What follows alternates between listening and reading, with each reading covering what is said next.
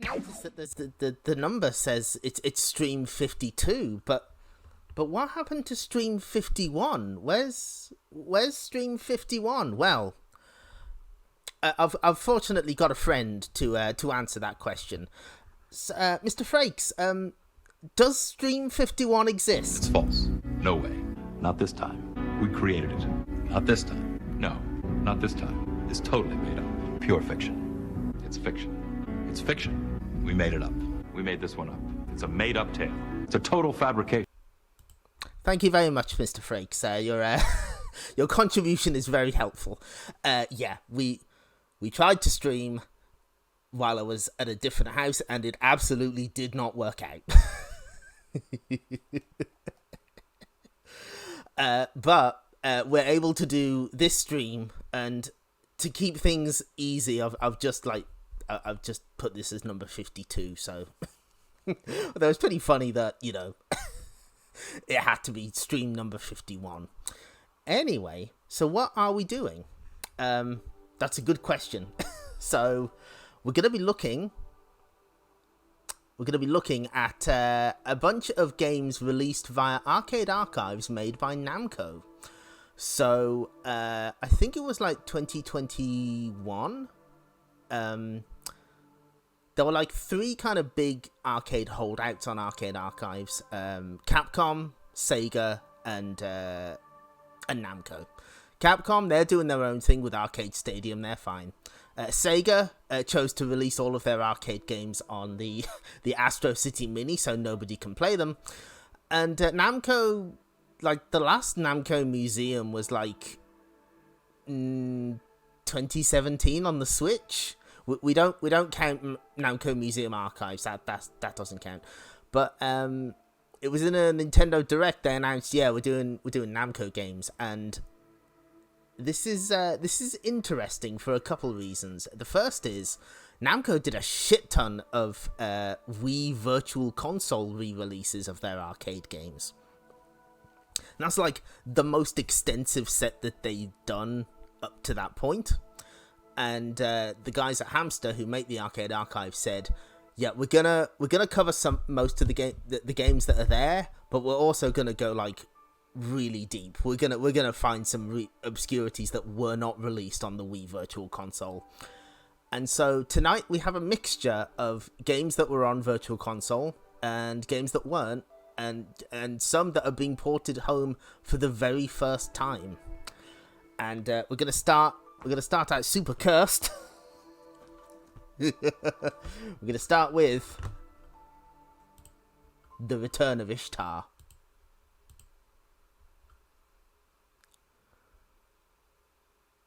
Yeah, that's the other thing. Like, about 4 of those Wii Virtual Console games came out outside Japan. One of them was Mappy, one of them was the Tower of Druaga, so, But there was, like, stuff like Emeraldia, Newman Athletics, which I make a summoning circle every week, so that the next Namco game is Newman Athletics, Solvalo, Cyber Sled. They're working their way towards getting most of those on here, but they've done stuff that isn't. But for now, we have a game that was...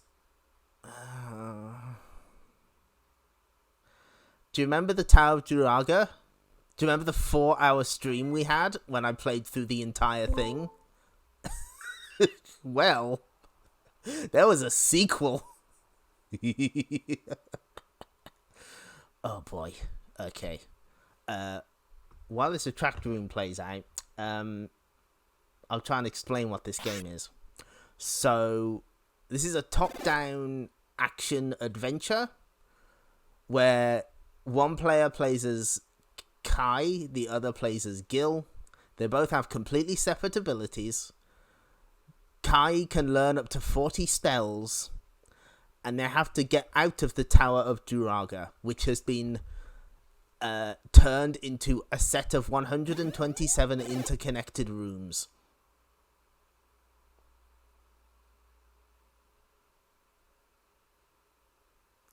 127 interconnected rooms. and this is a 2-player only game. Let's see if we can read the text. Gil the Golden Knight went to the tower to defeat Draga. There were many monsters waiting there as well as traps, but Gil overcomes the obstacles courageously. The goddess Ishtar saw Gil fighting and compassionately provided Gil with the powers to defeat Draga. Because Draga's magic was expelled, Gil's level key could return to human form. By the tower, Quox went back to his magic, his old self. Okay. Although they had defeated Draga, the world was still sealed in darkness. To save the world, Gil and Key must... fucking hell. The MSX version. I've never actually played that. My first experience with this was Namco Museum Volume 4. Yeah, Quox turned into a friendly character, and you can meet him in a room called the Dragon's Lair. Yeah, at least there's actually a demo that shows you what to do. Something missing from the Tower of Draga. Oh shit, they're showing off mages. So yeah, I first played this, as I bet many did, in the Namco Museum Volume 4. And I tried to beat it. I tried to map this entire game out on pen and paper.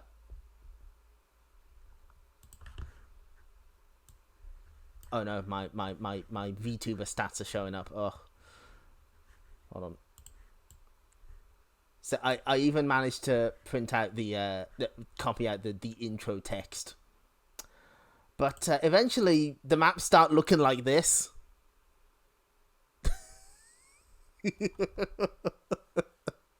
I made it to like 51 maps, and then I was like, I can't do this. This is making my brain hurt. Like, the maps start looping vertically and horizontally, and sometimes they lead into rooms.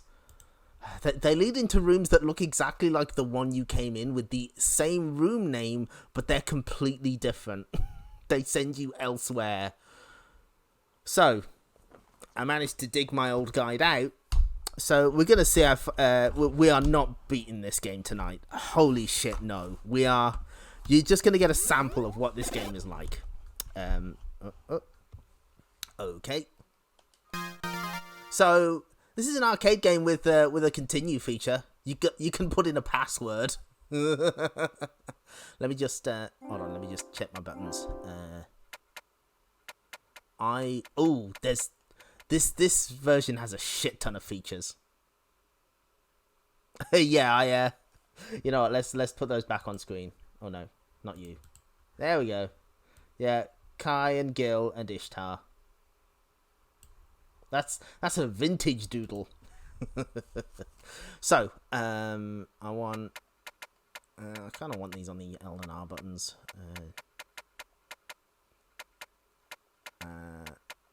Selection of spells. Use of spells. There we go. So, 1p Kai and 2p Gil. Yeah. So, we're going to start a new game. So, it asks for names. Oh, bollocks. Ugh. Oh, no. Oh, no. Oh, this is complicated. Okay, right. So, we'll have...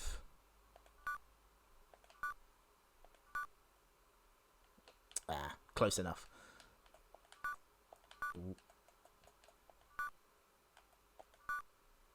So yeah, you put in. I've got to switch some of these options off. Actually, let's have the pure experience. Off. So you start at the top of the tower.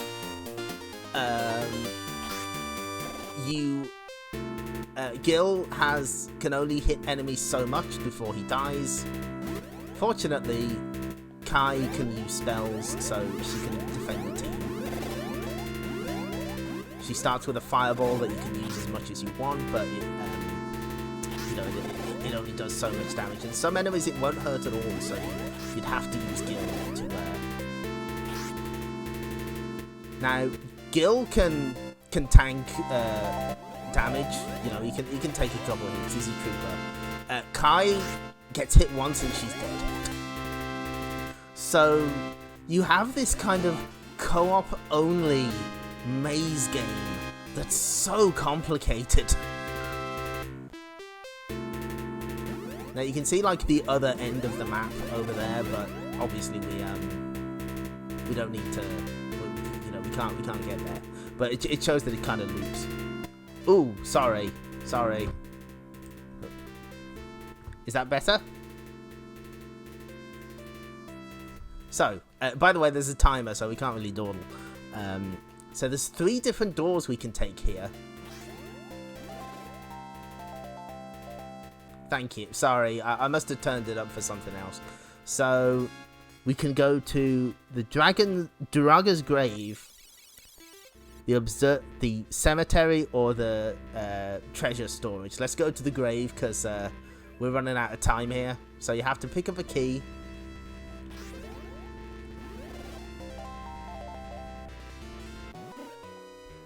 Next room is Duraga's grave, and room pass is RZN. So you get these room passes, but they're not like generic passwords. You have to enter in the name and gender of the players who reached it.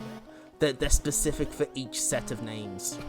So what I'm going to do is I'm going to flip over to where on my map is Duraga's grave. Okay, where can we go from here?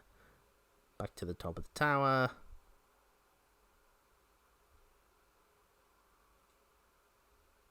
Okay, I think I know where we're going. Yep.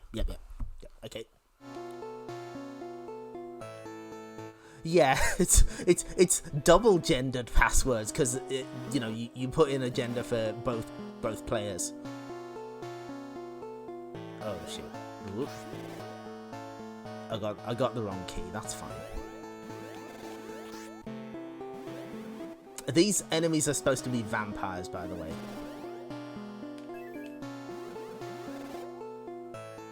But what a mess, but what a fascinating game. I haven't even shown you the spells yet. So, can we open this door? Unfortunately, my I can't read my own maps. I made them too small. It's fine. We'll just pick up keys and go wherever. It's fine. Now that oh shit. Pay respects. In the time it took us to do the final floor of Tower of Duraga, the monsters have apparently erected a tombstone. That's great. So if you hold the other button you've got,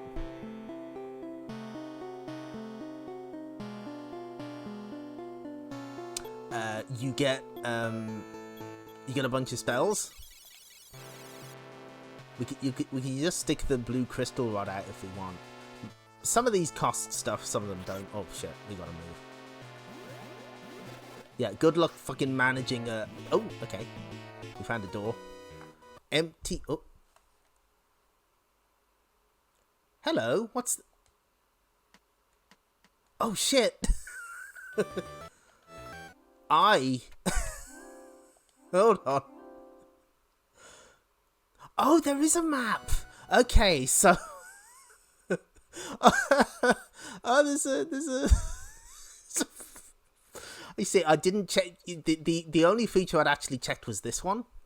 So you can bring this screen up whenever you like and you can put in your passwords.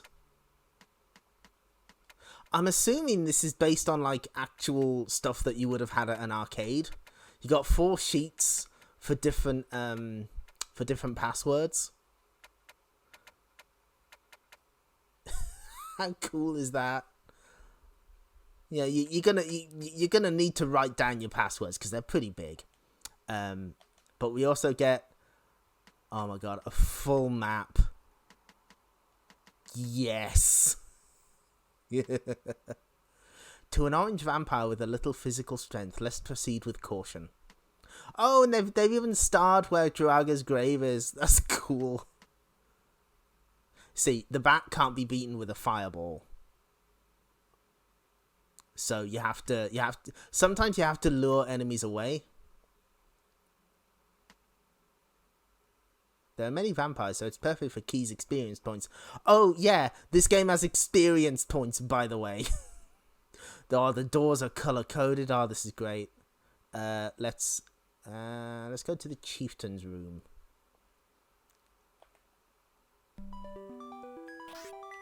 If I remember right, oh, well, I'm dead, so yeah, write that password down. You need both parts of it, and you need the names, and you need the room key. No, I'd rather not publish my score in the online rankings, thanks. It's pretty embarrassing. So what you can do is you can continue the last game that was played, and it'll take you back where you were.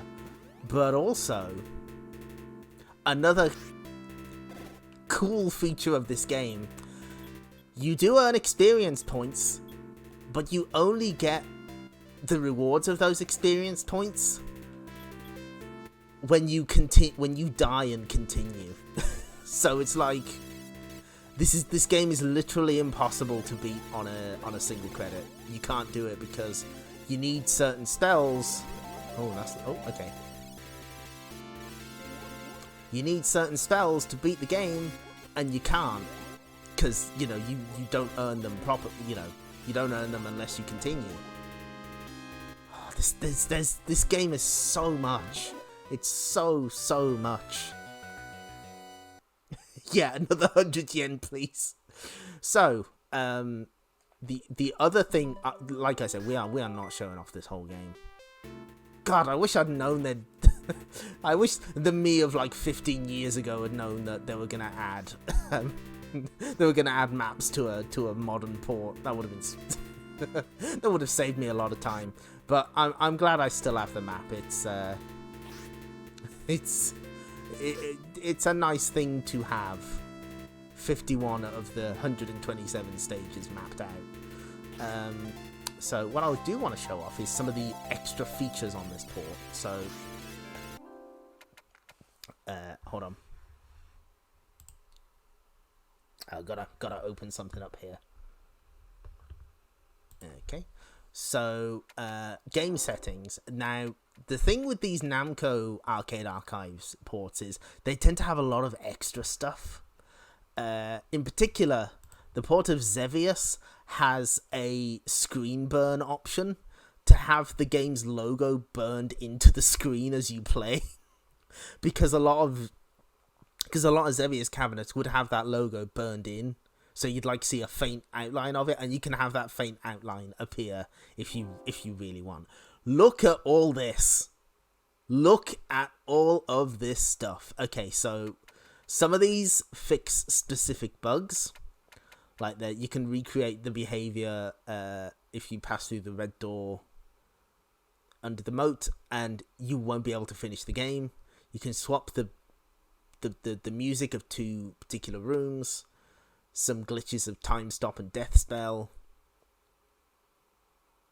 Reproduces the original behavior of increasing the enemy's HP when attacking at the same time. I think this changes some of the room names, but here's the big stuff. First off, by default, this plays like the Namco Museum Volume 4 version, so you use the left and right analog sticks to control the two characters. But if you want, you can bring in a buddy. You can bring in an extremely understanding friend to have the second take control of Gil. You can display enemy health, and you can display all the stuff that you need to know. So this adds this lets you know how much MP you've got, because oh shit. Gil's fucking dead as shit, man. Poor guy. No, I don't. I'm not sure how the scoring works here. Like, they've implemented something.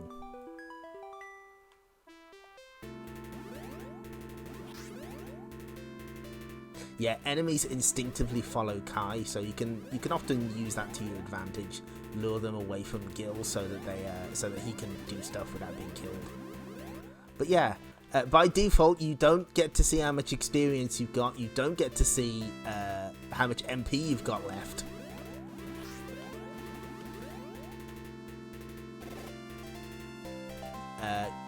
Oh, and some enemies actually take away experience points. Some enemies take away experience points. Sometimes they, Oh, shit. Gil's fucking dead as shit. I think some enemies take away from Gil's maximum HP.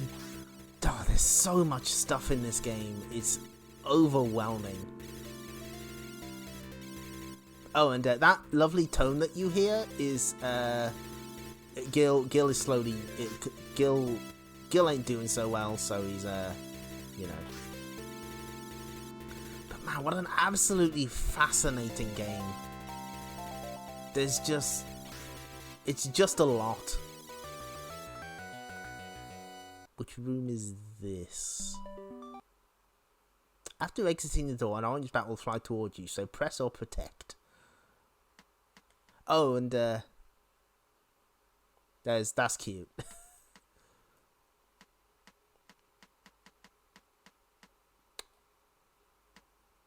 I'm glad that they Oh, no! Let me see if I mapped that one.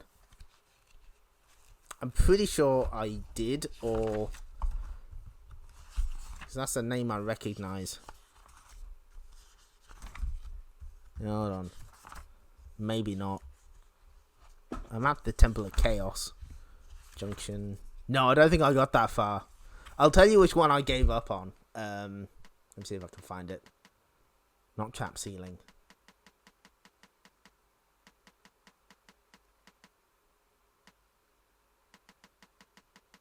God, so many rooms. There we go. Yeah. This is the one I gave up on.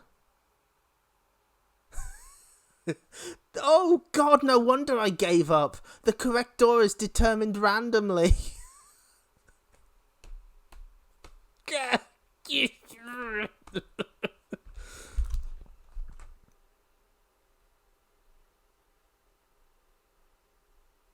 Yeah, no, on my notes it does say that the room is random.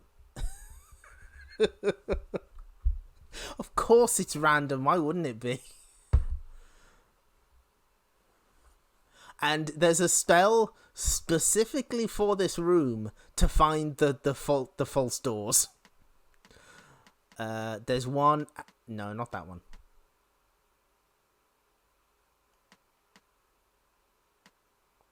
I think this is the room where most one credit clears end, because they grab a particular they grab the treasure that gives Gil a lot of HP, but they need to die in order to get the spells that they've acquired, you know, to finish the rest of the game. So so they grab the treasure chest, take a death, and then carry on. Oh, Q. There's a specific... Here it is! This room is... this is the room that the Quox appears in. Yeah, that's where Konami got the idea for Dark Adventure. Oh my god.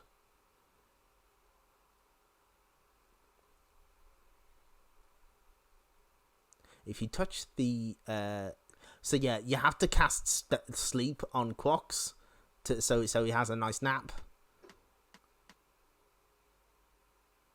Oh no, it wasn't Quox's Labyrinth, it's this one. There's an 800 MP treasure chest.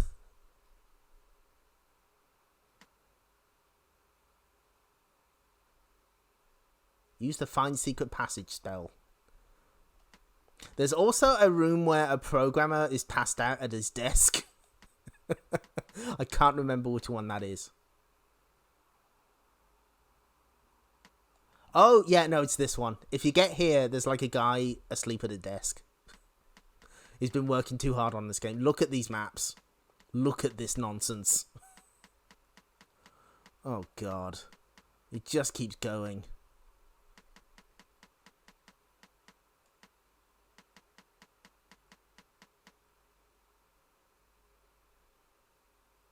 This is the final room. The Phantom of Ishtar is present. Use duo dimension in this room to get the key for the blue door. I'm so glad they included this guide, but holy shit. I beat Tower of Duraga. I fear this game. Yeah, they call only one of the rooms is called the torture room. Oh, imagine trying to map that. That's an MC Escher painting. Yeah, so hold on. I think I've demonstrated the point. This game, you know, I don't know.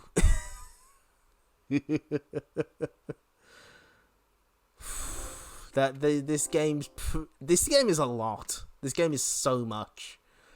But the manual is translated much the same as the other hamster games. Not great, but it does have a lot of advice.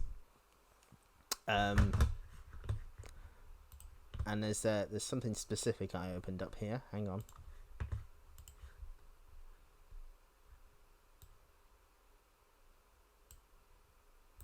Okay, here we go.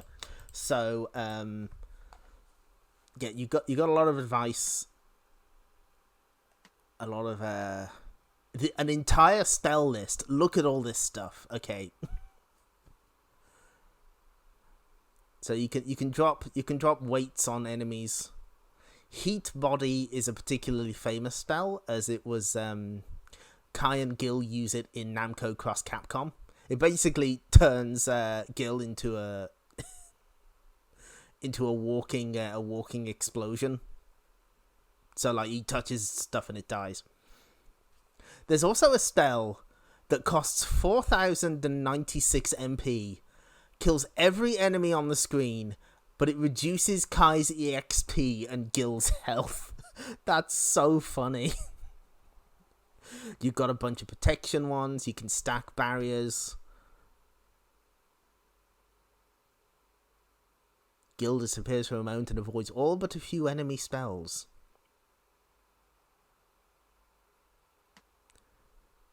You got a smoke screen. You got a panic.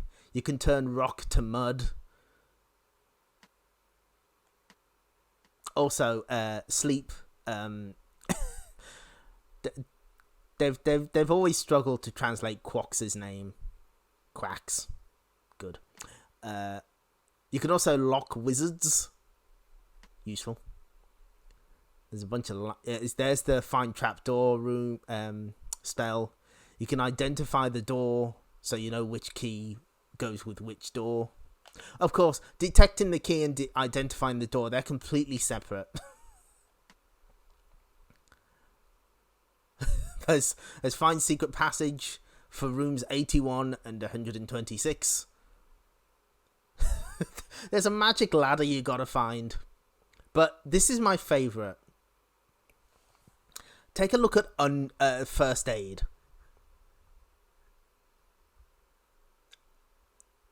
Unknown. So, O5 Pro tweeted about this. Apparently, it's meant to... hold on, what did he say? Something like, both Namco Museum Volume 4 guides and the All About Namco books say it should nullify minor damage until death, but it is so weak that it basically does nothing. So, the guys at Hamster were like, fuck it, we don't know what this is supposed to do. Oh, what a video game.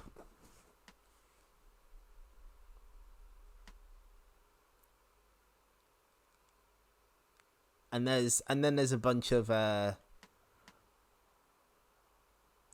extra spells. You can view the time limit. You can leave a landmark. Yeah, item description, shrug. You can leave landmarks to note where you've been, but that costs MP. You can mute the background music in case you want to hear other sound effects.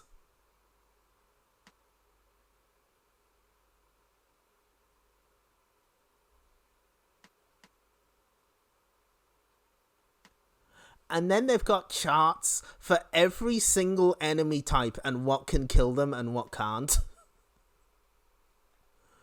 Like, oozes, you can't hurt with the fireball, like, at all. They're you can't. You can't kill wizards with it.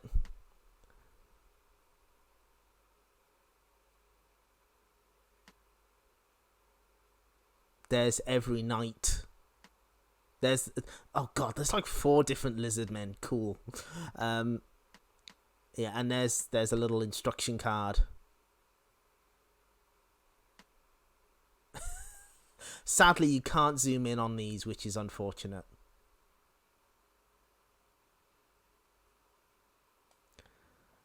But yeah, god, this game is a lot. God. I've very briefly shown it off, but I wanted to show off like these extra settings, and man, someday I'm gonna sit down. I'm gonna figure out the correct path. I would like to beat this game on stream someday. That day is not today. There's one final thing to show off. This has high score mode and caravan mode, but they actually do something interesting with this.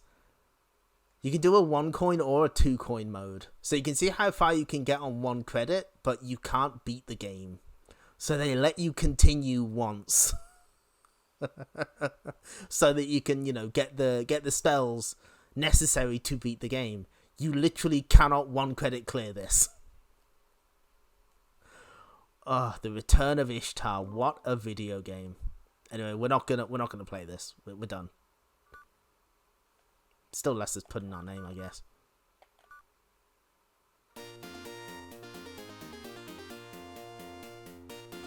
Okay, I'm out. Get me out. Oh shit! Trophy earned, 20 rooms, nice. So, that's the Return of Ishtar. That felt like a lot. I'm exhausted just thinking about it, but we got some more games to play. Speaking of completely mind-bending games, next up we have Libble Rabble, and I'd like to close the Return of Ishtar, thank you.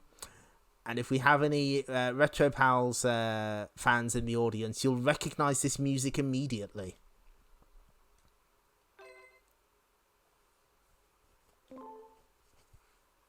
Oh, I gotta change some sit here. Hang on. No, I don't want the wallpaper on. No screen filter. So this is another dual joystick game, but it's a little different. This is from 1980. When was it? Hold on.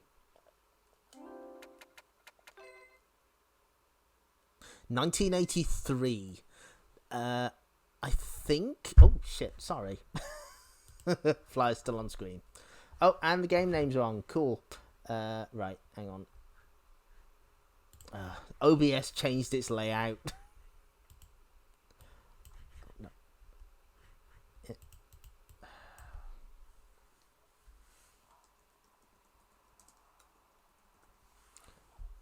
Libble Rabble. Okay, we're ready now.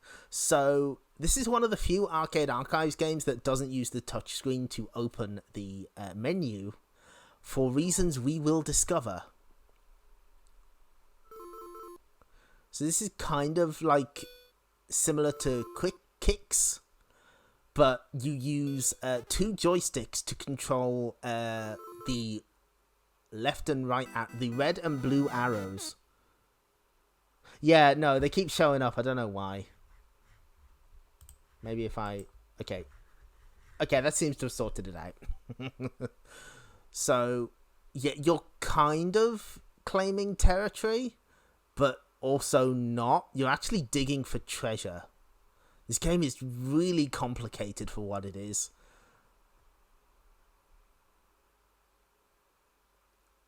So those are enemies that will kill you.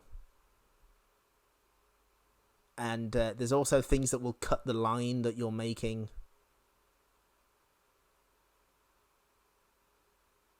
There, those things. So there's kind of a lot going on. Now, apparently, either Midway or Williams were considering bringing this over, but they never did, which, you know, seems fair. Because it's not the most obvious game on Earth. But let's put in the coin.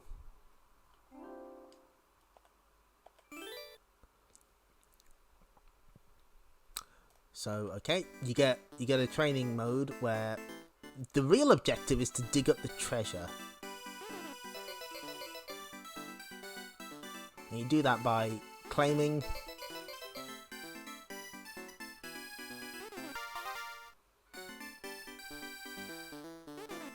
repeatedly claiming the ground that it's in. But here's the thing.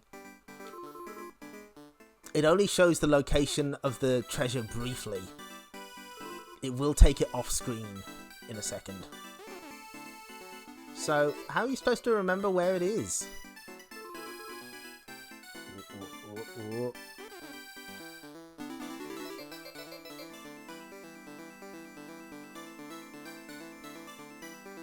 And yeah, this is like a hot jam.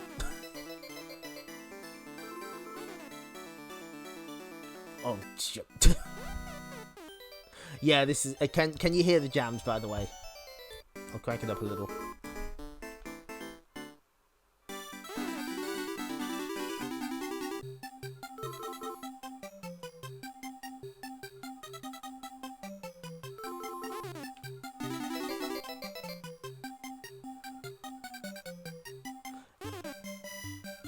Now, this has received home ports before.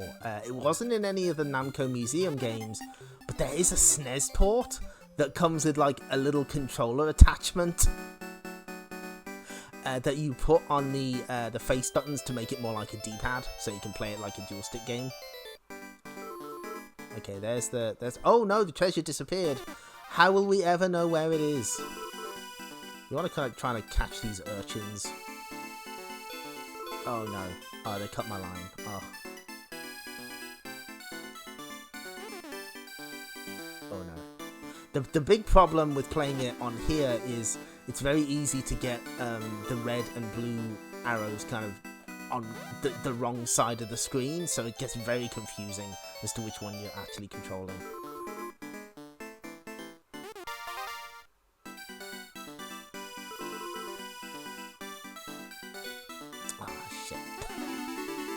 This game's hard. Because it feels like you're doing like 20 things at once.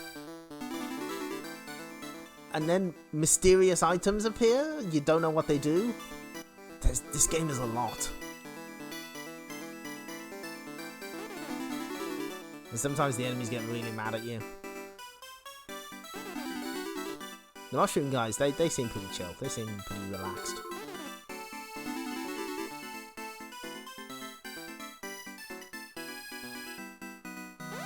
Unlike quick... Oh.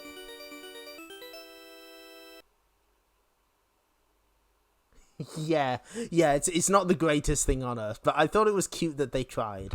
So, the reason that this version of the game, that this doesn't have let you use the touchpad... Oh shit, there's a demon. Is this has an extremely special feature. I will demonstrate. I'm actually terrible at this game. I look really fucking bad.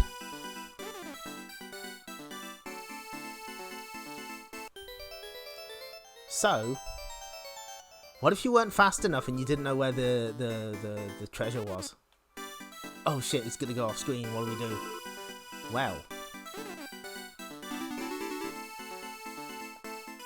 Oh shit, did I there we go. Okay. You get these little stickers that you can put on the screen. I think these may have been for like a cocktail version of the cabinet.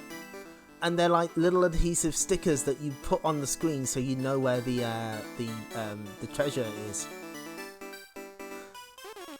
This is an entire feature that they had to add for this game. Only this game. And it's so cute. You can reset them. You can. Oh fuck! God, this game is incredibly difficult.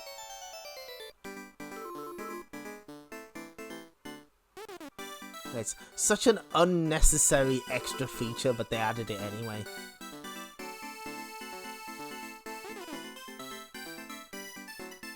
Oh, capture all land, all of it. Anyway, on to Season 2. I saw where that was. It's around there.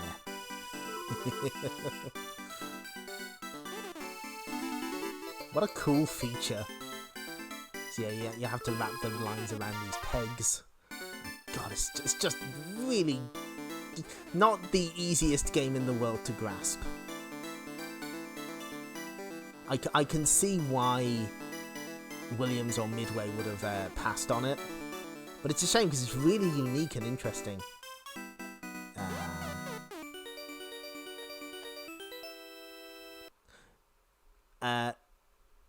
But yeah, this is like there was like a sharp 68,000 version of this as well. But if you want to play it at home, this is absolutely the way to do it now, because it's got this incredibly cool extra feature you won't see anywhere else. There's also stuff in the manual that sort of explains how to play, but not especially well.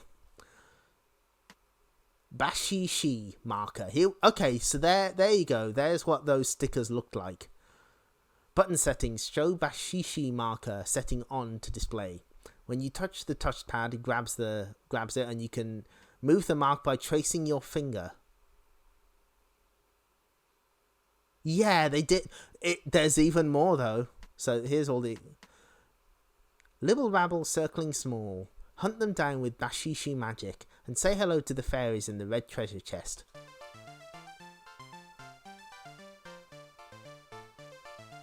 The song has lyrics.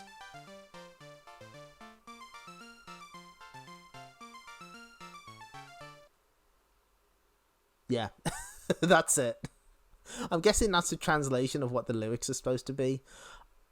The Super Famicom version comes with like some sheet music, so I'm guessing that's what this is. God, so much. Yeah, there's a there's a. That's what you're supposed to do. You're supposed to wrap those little imp fellows.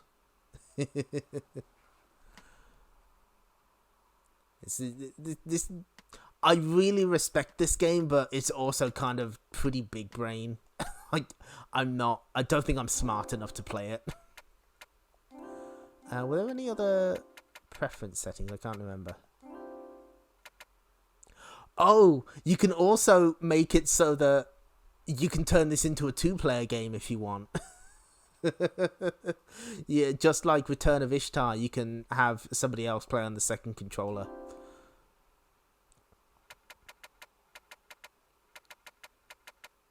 Was there anything in? No. But yeah, this is. They went. They go like above and beyond for some of these ports, but this one and Return of Ishtar in particular, like they went like super extra. They didn't need to, but they did. I very much appreciate it. So that's kind of all I can really show of Libble Rabble. I'm absolutely dog shit at this game. Someday I would like to master it, but not today. But we've got quite a few games to actually get through, so this kind of works out. So we're moving on to. So this one, if I remember right, has never been given a home port ever. This is the first time. This is Thunder Ceptor.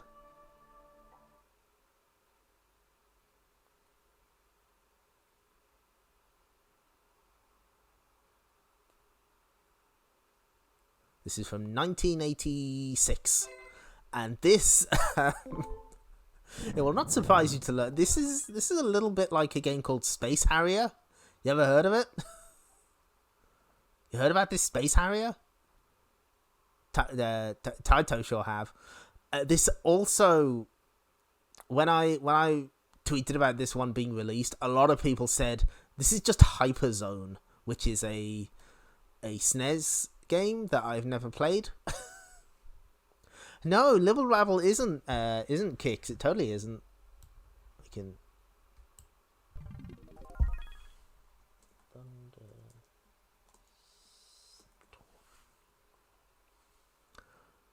Yeah.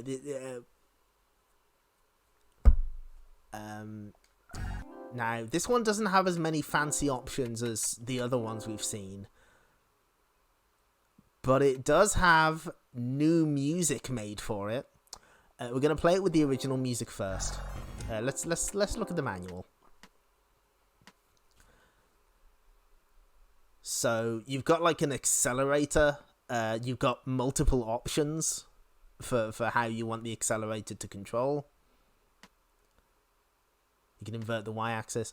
So you got a normal cannon. You got a blast cannon. And similar to Galaxy Force, once you run out of energy, that's it. The game is over. So you need to make it to the end of each section. Oh, okay. I'll turn it down. So yeah, Norio Nakagata made the music for the original Thunder Scepter, and he made new music just for this port. We'll hear it in full later. There's no. Oh shit! I forgot to. Nope. There we go. There's your flyer art. Okay.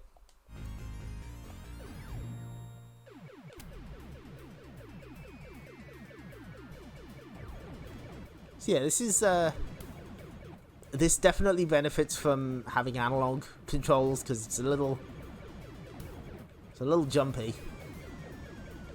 I've actually been playing all of these on pad because they're kind of different, so we'll be switching to the arcade stick soon enough. Apparently this is like an 8-bit game. Oh no. So the way I've got the controls set up, I'll use the right analog stick to accelerate, and you got the shoulder buttons for firing.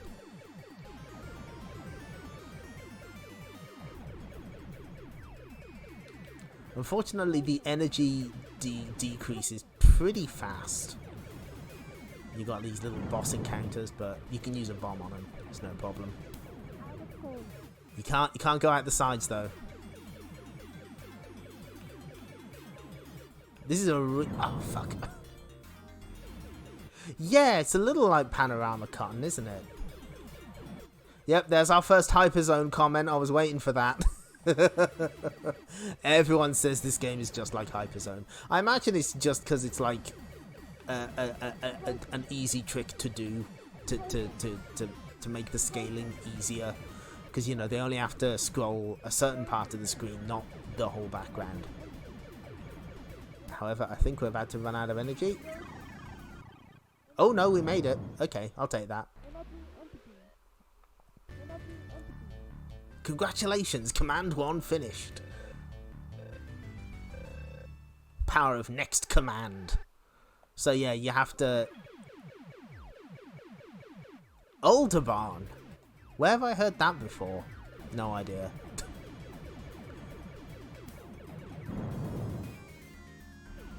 Oh, hi Tremmy. Yeah, this is we're playing. This is weird Namco game night. We're playing some weird stuff. Oh fuck. This game is also very difficult. Sadly, this does not include 3D Thunder Scepter 2, which I think is mostly the same, but it's got like some kind of 3D effect that I assume is difficult to emulate. I've not really looked into it.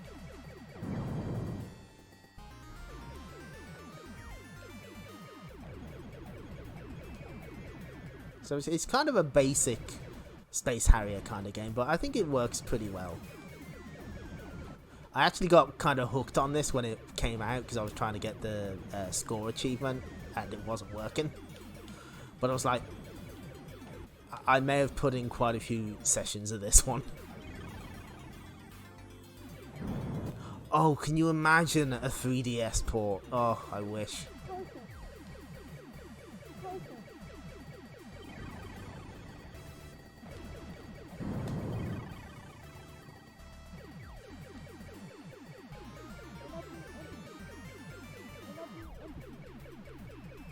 Unfortunately, it looks like our journey is over. We are out of energy. And the game just immediately stops. We're a lieutenant at least. The record of your game. So, the way the entering your score works is you have to turn it like a wheel. Which is a little awkward, but you can actually change that. You can change that in this version if you want. You can have it just left and right. That's cool. Yeah, no, that's what happened. That's why Nah is there. I was like, oh man, I got my best score. Fuck. I was very upset. So we're gonna change the music to Certain Victory. Oh, and we're gonna change one more thing. There's like a difficulty setting, but I don't. It seems that isn't enough, so you can actually slow down the power decrease rate to make things a little easier for you. Which, you know what, that's fair. We'll just reset. Attack enemies and get to Cygnus before power lost.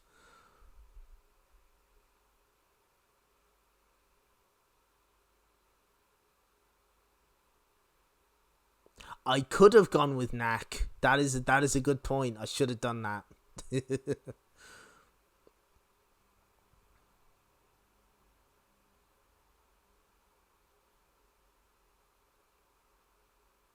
Top 8 rankers.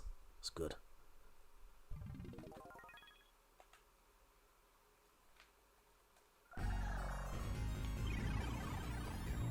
Take care, cadet. So yeah, now we got a completely different song. I don't know why they did this. This is an odd feature to add, but you know what? Not complaining. Absolutely no complaints here.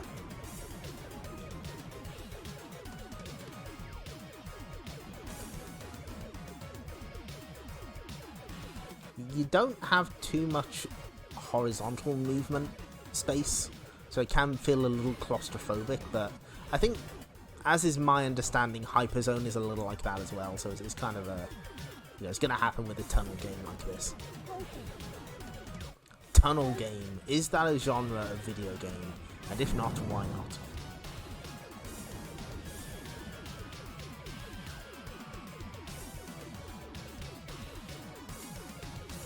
Yes, some of the games we're looking at tonight, 7 total, only 2 of them made it to PS1 Namco Museum.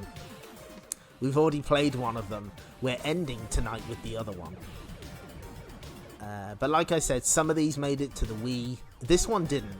This is the first home port of Thunder Center. Oh, hi Epsilon Eagle. Welcome, and yes, that's the second Hyperzone comment. Yeah, this... I get the feeling... Was it HAL that made that game? I get the feeling they may have been a little bit inspired. Anyway, now we're a lieutenant.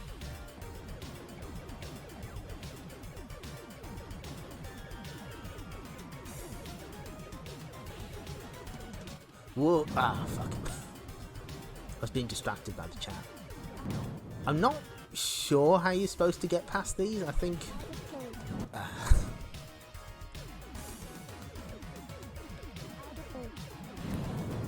I think there is a way to sort of sneak past them, but it's beyond me at the moment. But with the reduced power decrease, it's a lot easier to get to the end of stages.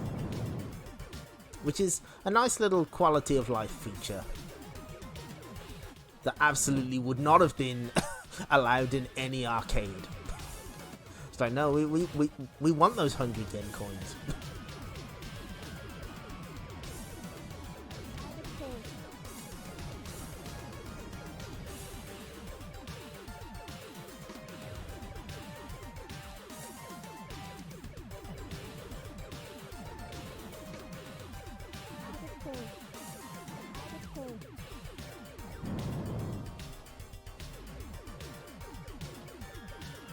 Yeah, Burning Force was on the Wii, but it wasn't on any of the other Namco museums. I'm hoping Burning Force makes it onto Arcade Archives. The next one is Toy Pop, which fans of Namco Museum Volume 1 would be familiar with. Very odd game, but this week's game was... Yeah, better. Hiromi needs respect. It's kind of a... I wouldn't have minded that on the Mega Drive Mini 2, the Mega Drive port.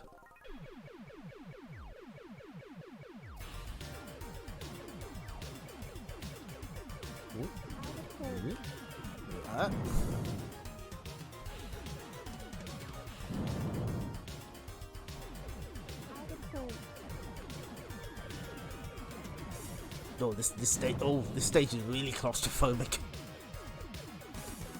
Oh no, don't like being penned in like this. Still, they're doing what they can with the kind of tunnel concept, so it's interesting. I'm not sure how many stages this actually is.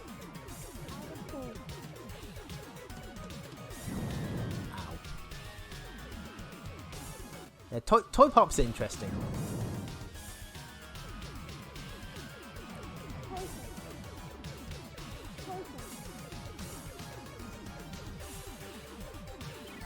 Of course, the one Namco Arcade Archives game I'm waiting for is Newman Athletics, which is like the best track and field clone ever made.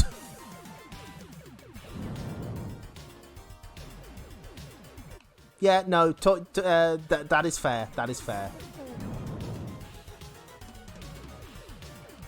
Oh my god. The time tunnel of Duraga. That's good. Speaking of, Time Tunnel is currently on sale. So if you want it... God. If you want it half price, get Time Tunnel. It's the best Taito arcade game ever made. That might be slight exaggeration. I refuse to elaborate any further.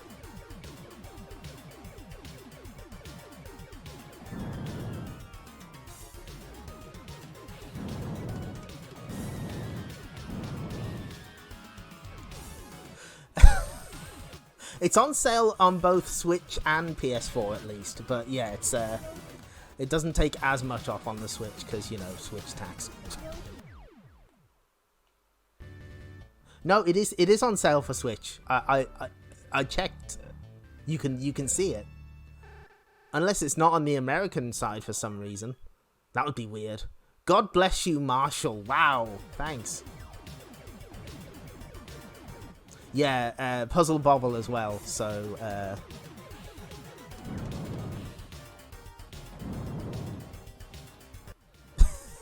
yeah, if only we could move beyond the confines of the tunnel, but I guess this is how space travel is. Oh, that's... If you swerve, you can see sort of the edge of the galaxy background. I'm guessing you wouldn't have seen that on a real monitor, because, you know... That's a little bit of overscan. Oh, God. Oh, yes, the Ninja Warriors is on sale as well. Hell yes. And Pirate...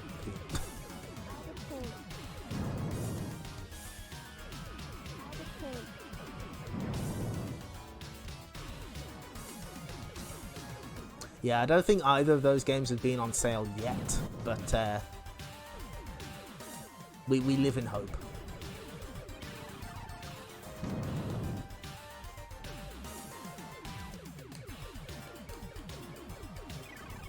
Ooh. Oh no.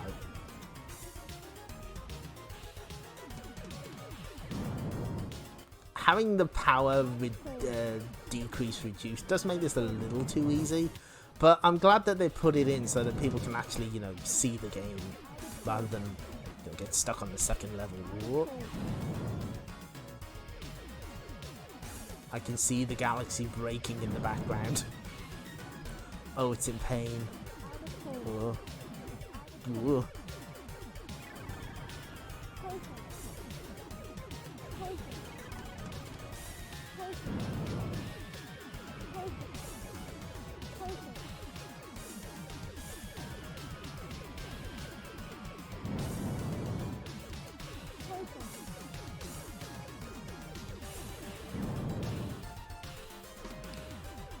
Oh, background suddenly changed. It's fine. Don't worry about it.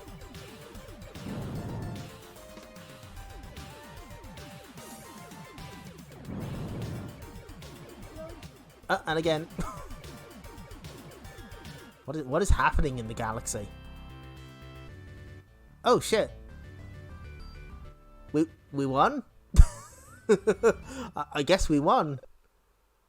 This game's only 4 stages long, really? Oh. Okay, cool.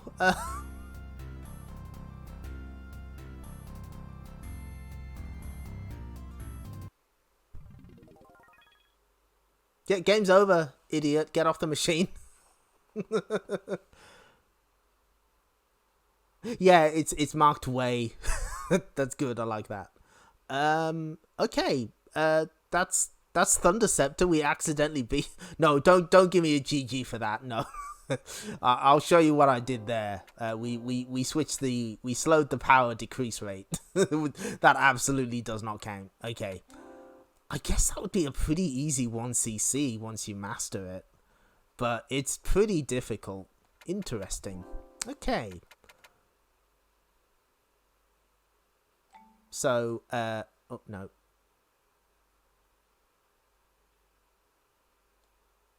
Okay, so that's Thunder Ceptor. Now need to do a bit of jiggery pokery. Hang on. Need to switch. No. Let me figure this out. Okay. There we are. Turn off device. Yep. Now we move over to Old Faithful. So,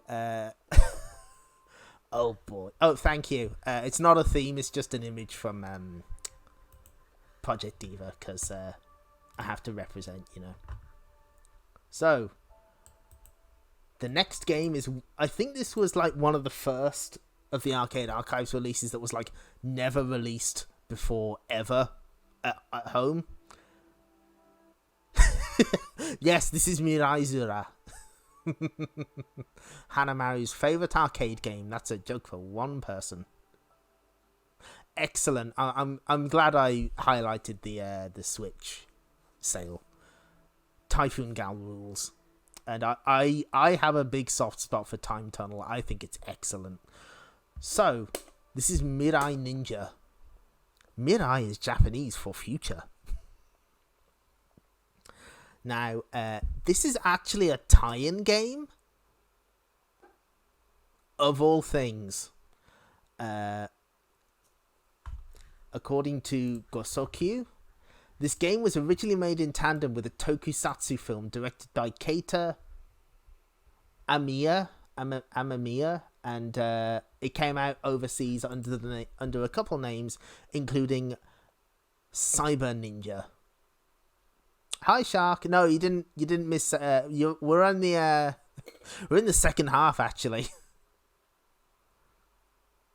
Yeah, they changed the Bandai Namco logo while they were releasing these, so some of them have the old one, some of them have the new one.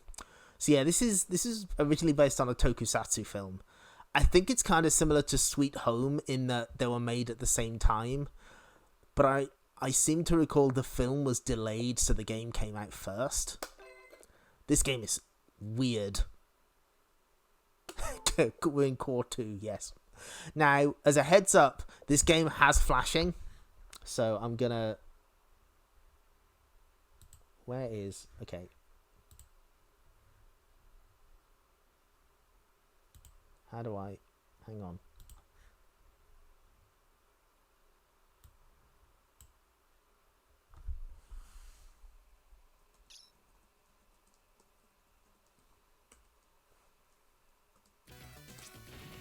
So yeah, fortunately, this is actually edited from the arcade version. The arcade version has really fucking obnoxious flashing.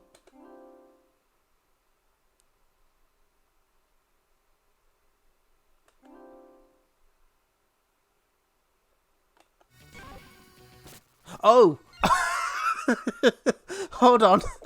I forgot.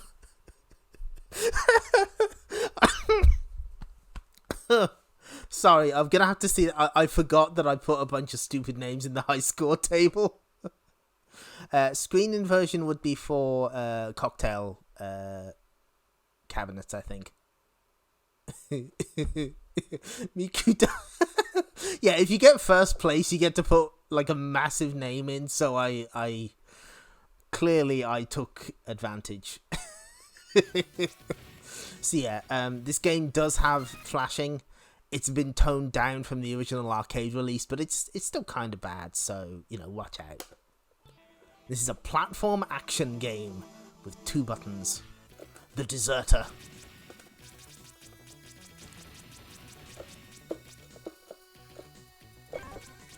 Yeah, it only flashes twice. In the arcade version, it flashes like 6 times. It's really bad. You have two weapons. No, you don't have 2 weapons. You have 1 weapon, but you also have a close range attack. And your health is in the top middle of the screen. This game just kind of goes at an absolute madman pace. It does not care.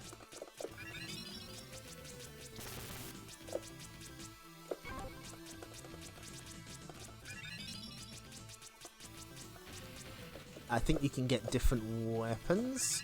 Yeah, there we go. Spec shot. This face appears. Suddenly, we're in a boss fight. It's fine, don't worry about it.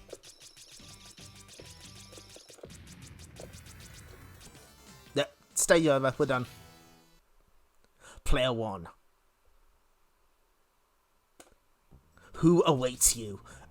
Welcome to a lift maze. Oh, this game is so wild. It just goes in. It doesn't care. Okay, I'm just going to quickly refresh my memory on what the items do. Yes, so we can dash. Okay. Certain amount of energy is restored.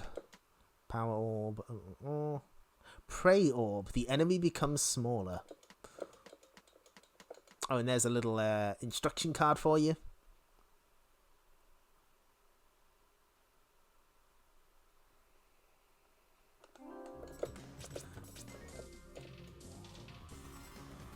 I don't think this is a real maze. It's pretty linear. It's just, you know, they kind of use lifts here and there. Is this accurate to the movie? Good, good.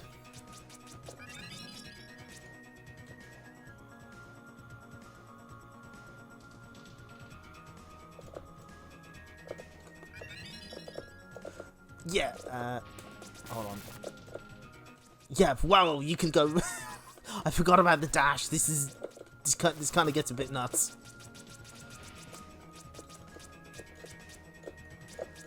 So much is happening. Oh, look, all the enemies have turned small. They can't hurt me.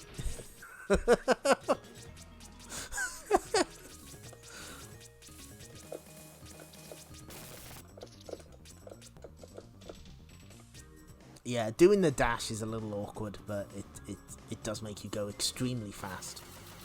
Boss time. Oh, okay. I think I may be in danger. It is unclear. Oh no. I want to at least make it to the next stage because it has an incredible background, if I remember correctly. We're probably not going to beat this game. I just want to show off as much as possible. Here we go. Look in the background. An ominous message appears in the sky. Also, there are meteors now. And a giant ship. No, it's fine. Don't worry about it. Unfortunately, if I remember right, this game uses checkpoints. So, and you don't have extra lives. You've only got the 1. You have a pretty generous health meter, but still. Oh, we're dead. Oh, I skipped by mistake. Sorry.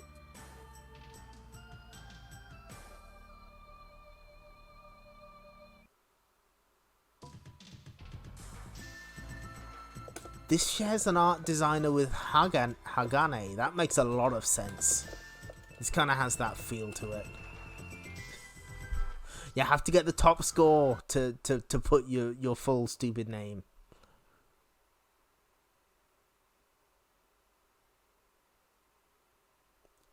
Was it? I'm guessing it was like just a VHS release. There was no laser disc or anything. Anyway, let's go in and do it better.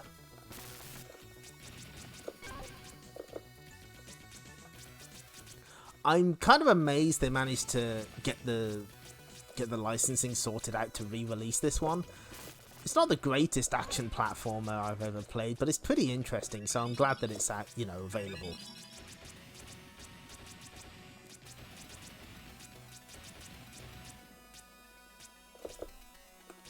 Oh, he's really zooming. Yeah, that's right. I think the special weapons are time limited. Ooh.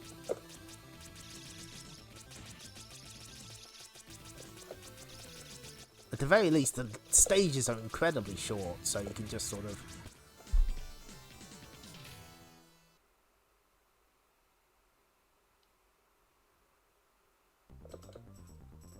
Who awaits you?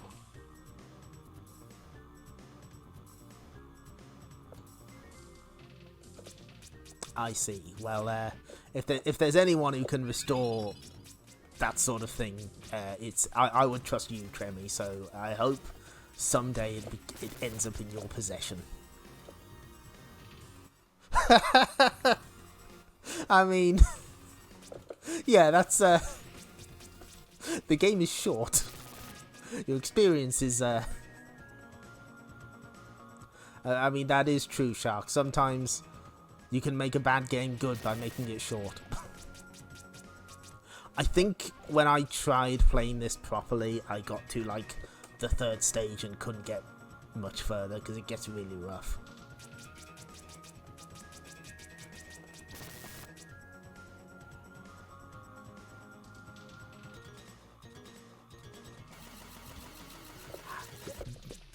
A PSP Go game called Ninja Mirai. Ooh.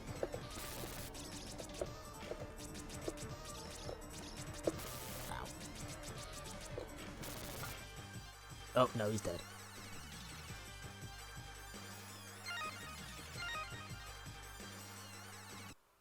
Yeah, this is the problem, though. No checkpoints.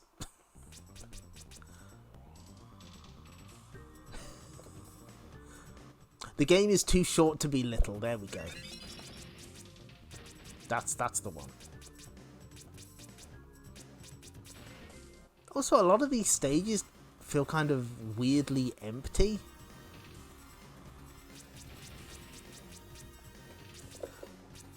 I guess in a way... Oh my god. I've just realised what this game reminds me of, and it's really cursed. This kind of reminds me of Bioforce Ape. Now I can't not think about it. Oh no.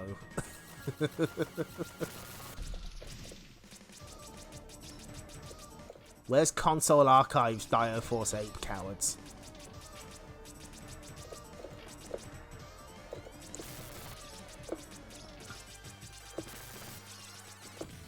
Okay.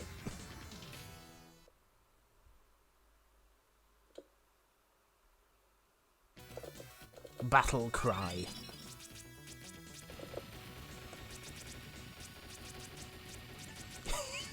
Ninja communism. Yes, thank you. Buttery tokusatsu. Oh, yeah, no, we're dead.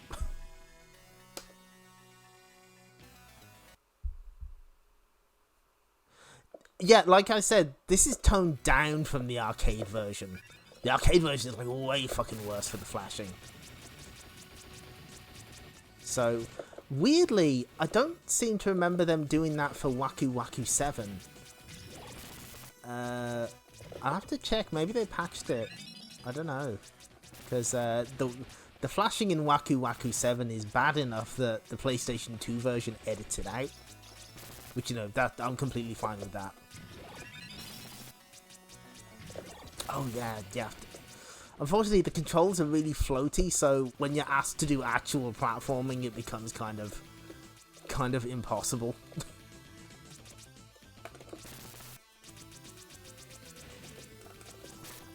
Oh no, of course. Yeah, it would have been an early one, wouldn't it? Okay, we'll give this stage one more try.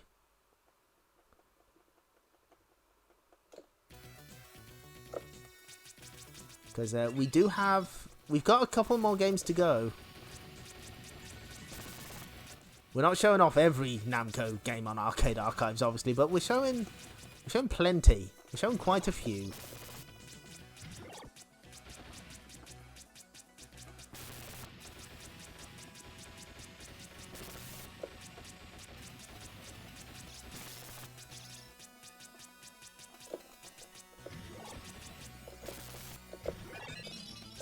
And you've got these...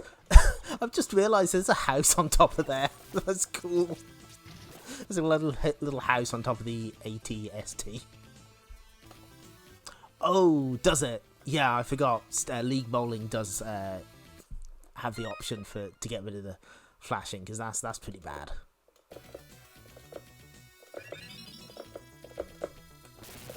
Okay, you don't quickly double tap. You sort of tap it gently to do the run. Maybe if I try and take this a little slower. Doesn't seem to be like much of a time limit.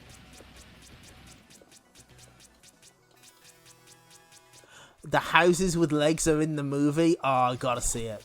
Thank you for that incredibly important information.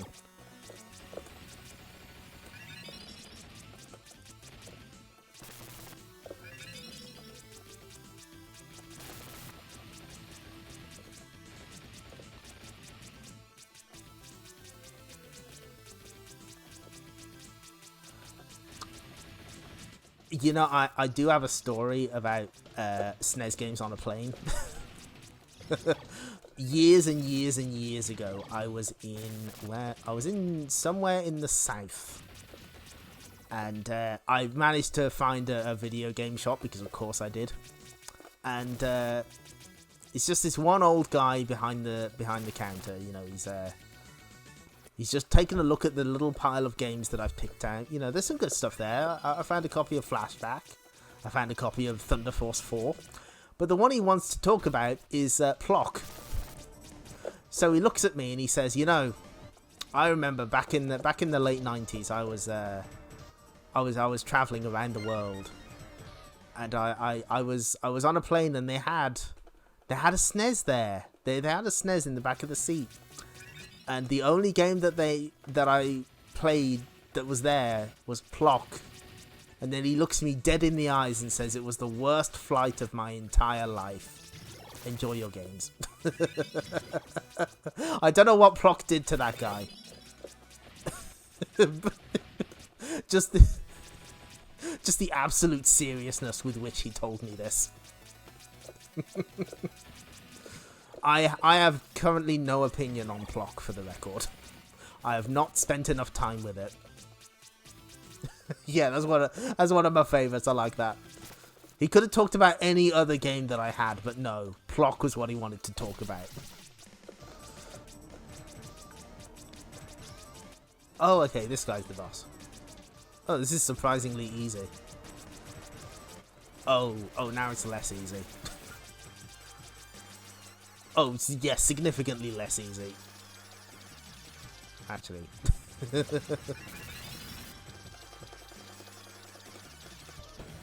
And we're off.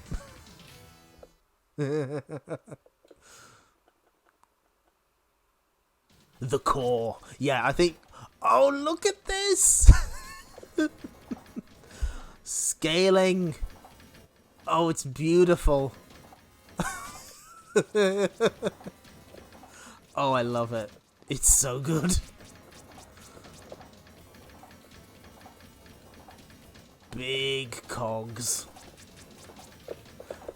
I did eventually make it to this level, and this gets kind of hard, because the stages. Hello.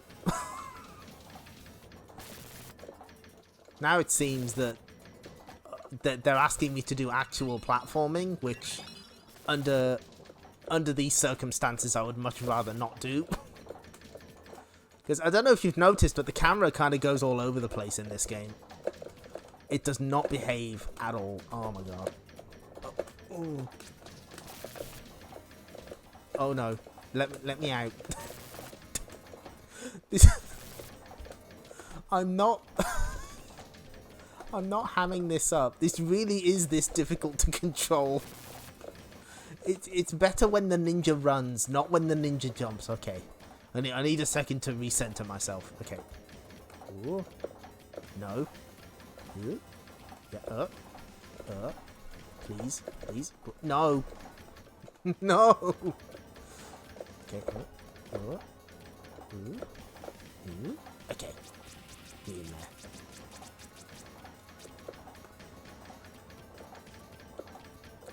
Oh, that's... if I remember right, I did not beat the boss in this stage. Okay, cool. You can't even jump through these platforms. What an odd game this is.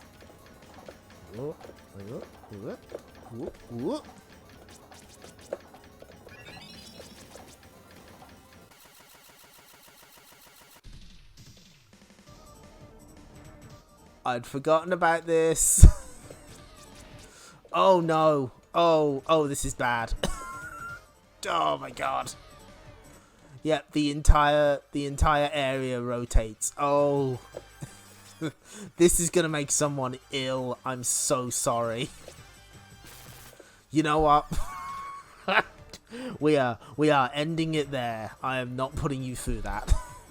So that's Mirai Ninja. That's a video game. End.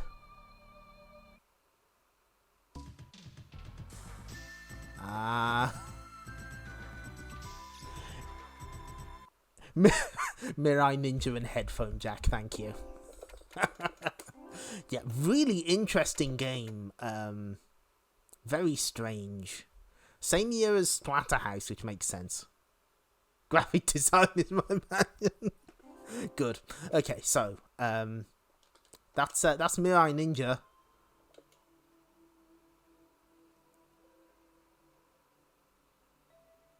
Next is Pistol Daimyo no Bouken. What is this? What is this? This is a Bravo Man spin-off. This little weird dude shows up as a Bravo Man boss, and then they decided to give him his own shoot 'em up in 1990 for some reason.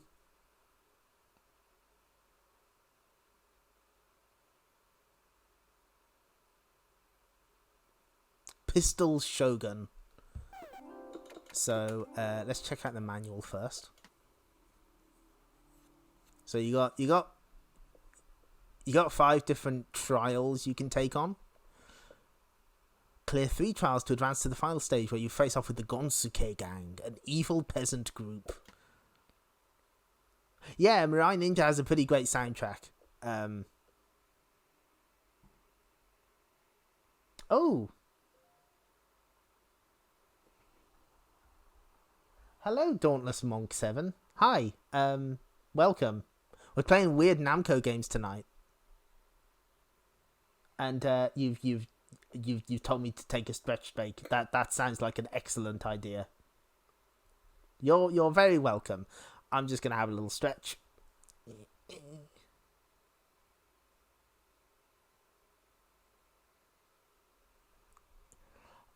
You know, I actually downloaded the iOS Bravo Man game because of course I did.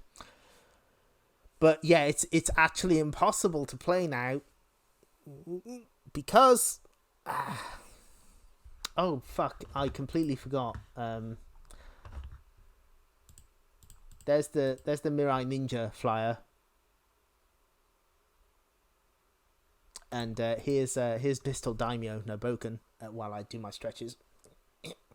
Yeah, the Bravo Man iOS game tries to connect to a server to download stuff that no longer exists. So even if it's still on your phone, you can't play it anymore. Sadly, no. Not Legend of Valkyrie this time. That will show up on the stream when we start playing the Namco Museum games. Okay. Nice and stretched. Okay.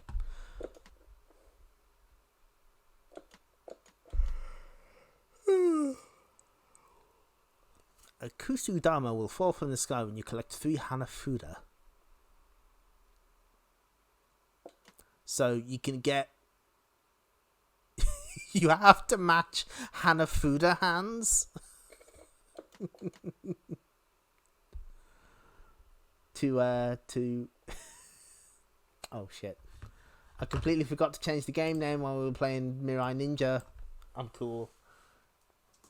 Pistol Daimyo Bouken. Nearly. There we go. Yeah, I hope you're up on your Hanafuda. Oh! In this work, the collision detection of your own machine is smaller than the actual appearance.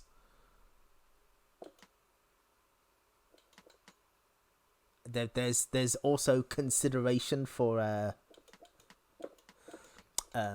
different rapid fire types. There's your instruction card.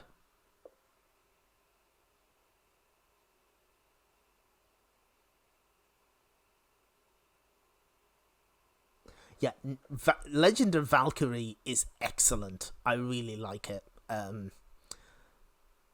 Unfortunately, it is on Arcade Archives, but it's untranslated, which is unfortunate but understandable because they'd have to rework a lot of the game to translate it. So I get why. They couldn't just put the Namco Museum Volume 3 translation in there. It wouldn't work. And yes, hit judgment. The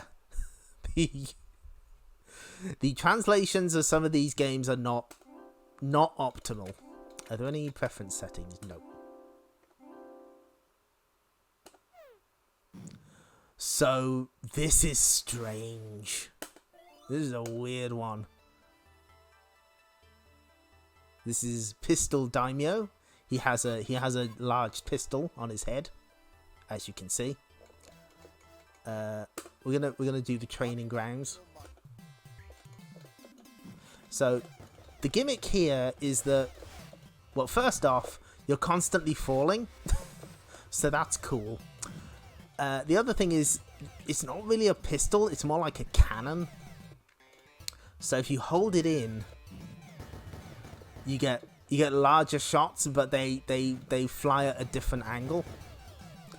Now, does anyone know Hanafuda hands? Because I'm just going to be grabbing what I find.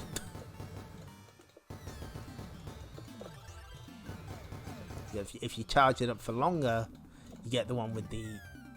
Oh, okay. That was a good... Oh, he just donked on his head. Oh, I see. I understand. Yeah, no, this seems fine. He's got a little health meter.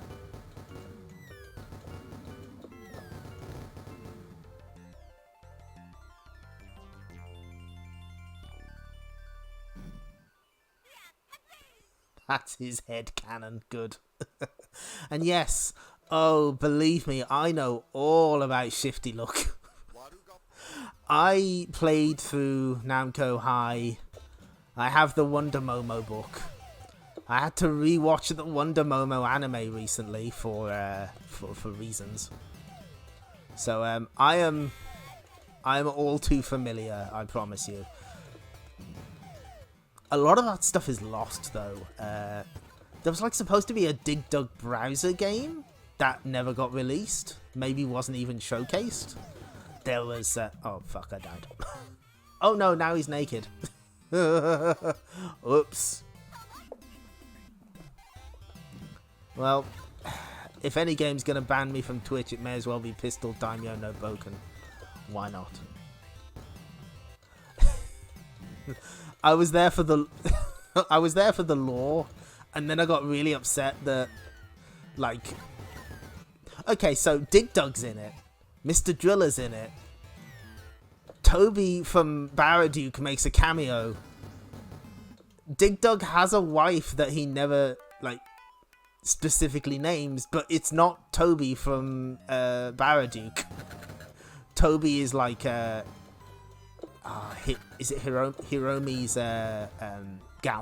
best friend? It's like, it's whatever. It exists.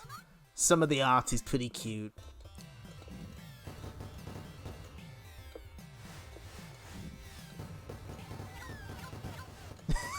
What do you mean this is unhinged? This is fine. What are you talking about? Completely cromulent video game right here.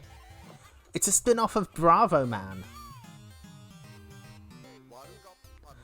I don't know why Homestuck is in there either. Although, my prevailing memory of Namco High is every time I mention Shifty Look on Twitter, at one point, one person would jump into my mentions to moan about Valkyrie's art. I don't know why. Oh no, don't tell me that. Oh fuck, now I'm going to be thinking about Hardhead 2. Yeah, sure, I'll continue. I guess once you pick a trial, you're sort of stuck on it. Anyway, yeah, the Shifty Look stuff is really interesting. They clearly had bigger plans for Wonder Momo especially. Like, they had a whole strategy for it. There's a press meeting, which is really, really sad to watch now. Oh shit! Look at me, I'm in a tub! I was in a tub. My tub has been taken away from me. You don't get much screen space, I've noticed. Like, the entire bottom half's kind of taken up. Don't think about Hardhead 2 challenge. Impossible. Oh, I see. We have to hit the Kappa as he comes out there.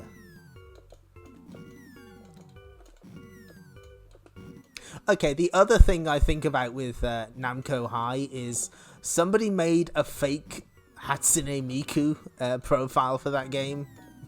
like she was going to be put in. Why would you lie about that? Why would you lie on the internet? It's so upsetting. I've been detubbed. Had my tub taken away. They realised that Pistol Daimyo is too irresponsible to have his own tub.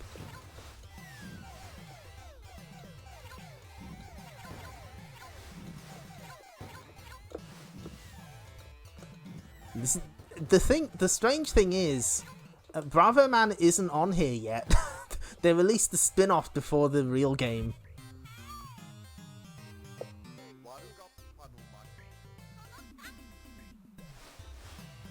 Richard Miller is in Namco High, yes. That's all I can really say about that. He is in the video game, I can assure you.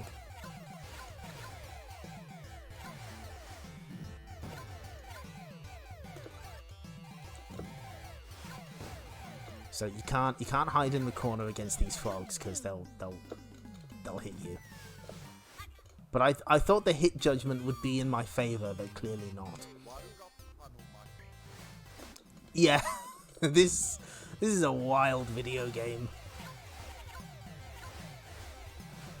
They just oh, eggplant. there's a little cheeky smiley face on there. That's cool. This game certainly has a lot of personality. It kind of plays alright too. Whoa. But the fact that you're constantly falling is kind of... I don't know why they did that. Eggplant! Chris, get the eggplant. We'll continue one more time. Because we are approaching the 2-hour mark. We have an important mission before the stream is done. When we get to our final game, you will understand.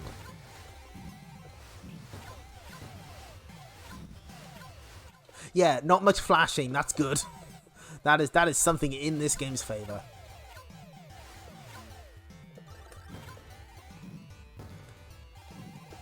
Ah, egg planted again.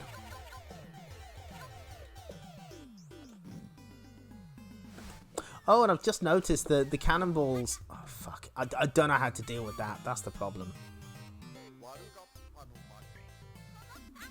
4D Warriors does that as well. Oh, okay. Yeah, that makes sense. Yeah, the cannonballs will bounce on the ground, but they'll fall into the water.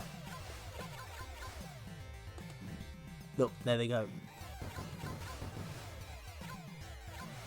I just need to get ready for that spread shot.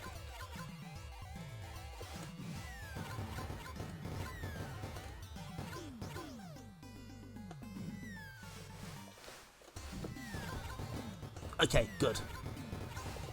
Oh, not again. Why would you do that? No. No! Fuck. Are there checkpoints? No, I guess these stages are too short to warrant checkpoints. Okay, this will be the last credit, but I'm glad this game got re-released because it's so weird. Just in the way that it plays, not just the presentation.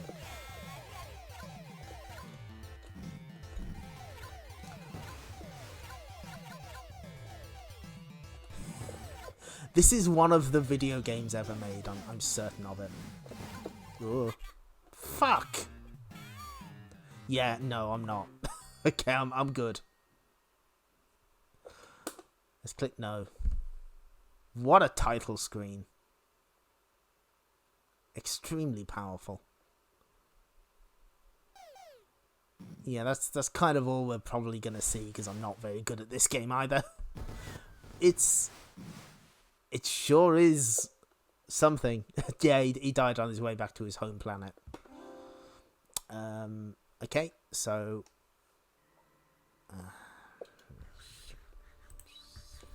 can't believe I've got to play this stupid bullshit. I brought this upon myself.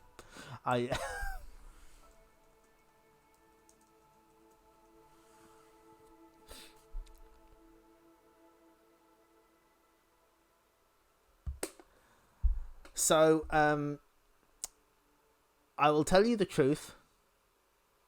I'm actually I'm Mappy agnostic. I don't feel very strongly about the original Mappy. I feel nothing. It exists, but that's about it. Hopping Mappy, on the other hand, this game sucks. I don't know why they released this. This is a game that feels like I don't know why it's here. This is like a maze game without the maze, and I don't understand it. So, this is basically the original Mappy, but it's on pogo sticks.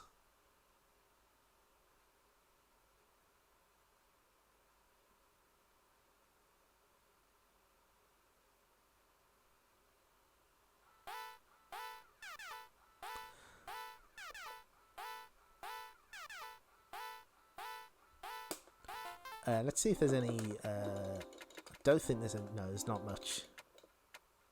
There's not much to change here. But we do have... you've escaped Namco's mansion, but now you must avoid Namco and the others with your new pogo stick weapon as they chase you. So this is a direct sequel.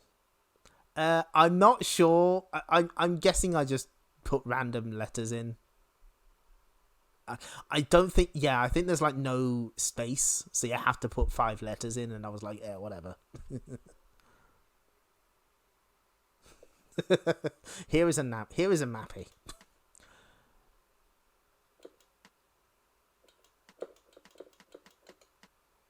Yeah, I couldn't find a flyer for this one, so I couldn't be bothered.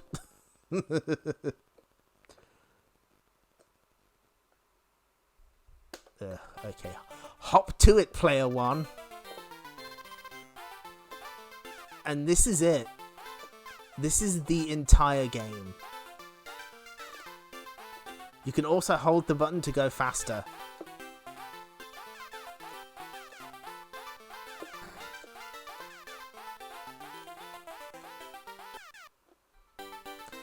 Obviously, things get more complex as you go. But you can also... It turns out Mappy is the first video game character to air dash. Sorry. The first character to air dash. Because you can reverse your direction quickly. But what this reminds me of... It makes me think of like those Pac-Man hacks that remove the maze and do other stuff. It just feels kind of really empty. Like, I don't know what it is. This game's kind of got nothing. It's just a big open area that you get stuff in. There's no... Like, you can really... The Mukis have patterns, but that's kind of it. And obviously there's still the idea of getting the items in the correct order. There's some items you can pick up here as well. But this game's a whole load of nothing, I'm sorry.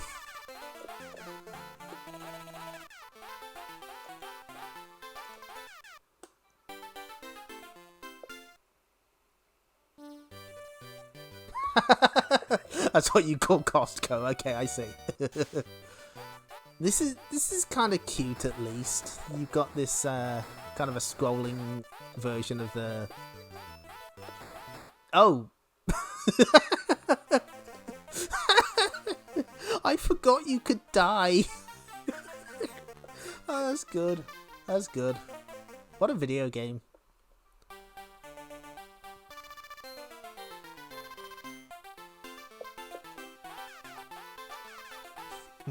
No mercy, you can die even in the bonus game.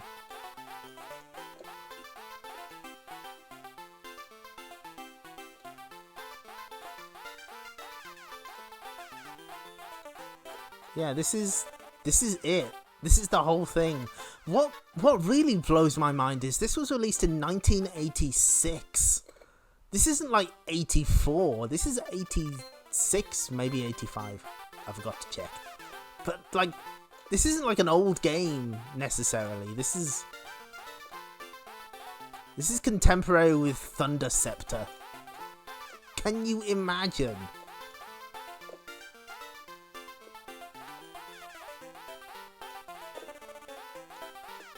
I'm not even getting them in order anymore, I don't care. That looked vaguely obscene, Mappy. Don't do that on my stream again.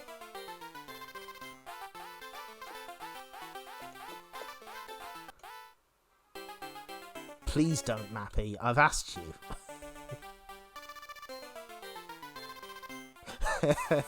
Yeah, they should put that on the flyer. That needs to be a bullet point. You know, at least in Zookeeper it's funny. Well, it's kind of funny here as well.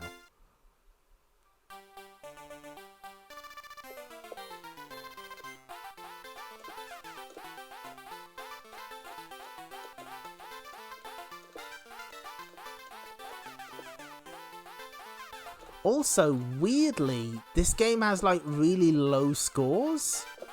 Like, I've been playing this long and I've only got, like, 2,000 points. That doesn't seem right. Seems off. I don't like it. What a strange game. This one didn't get any contemporary home ports, but it did get... I think it got a Wii Virtual Console re-release, so... This isn't an exclusive one.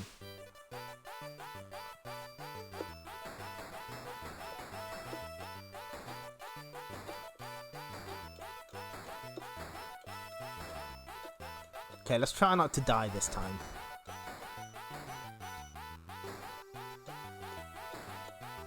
At least it's got good music, I'll give it that. The main theme is kind of a jam.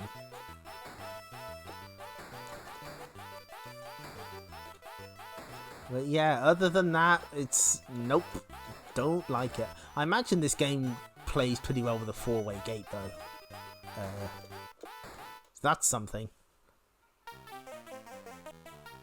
Space Hopping Mappy. Phantom Boots Mappy. Platform. Platform Boots Mappy, yep.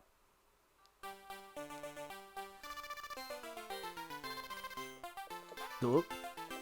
See, he's got the air dashes. I guess it sort of morphs into a puzzle game eventually, because you just have to kind of figure out the patterns of the Mew keys, the Mises.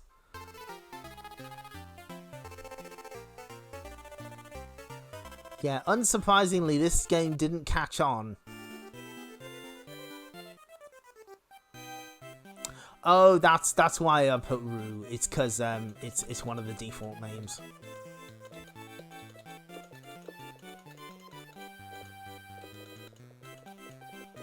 And I'm pretty sure there's no gap, so there's no space, so we have to... How do you... Okay.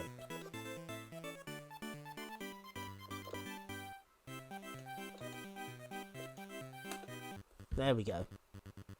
It's certainly not mappy arrangement.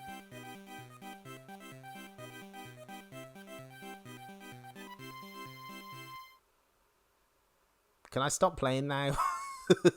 No, I don't want to continue playing. No, fuck you. Okay, so right, we can stop playing this. We have business. It's time to play Wonder Momo.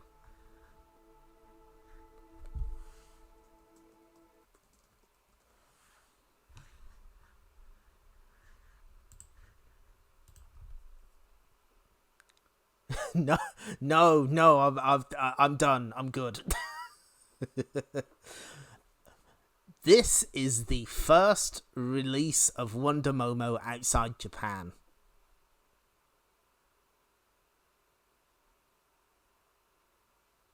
(2022) is when Wonder Momo made it outside Japan, unless you count the way forward scrolling beat 'em up platformer, which we don't. This is 1987's Wonder Momo. This did make it to the Namco Museum series, but only in Japan. It was included on Namco Museum Encore, and it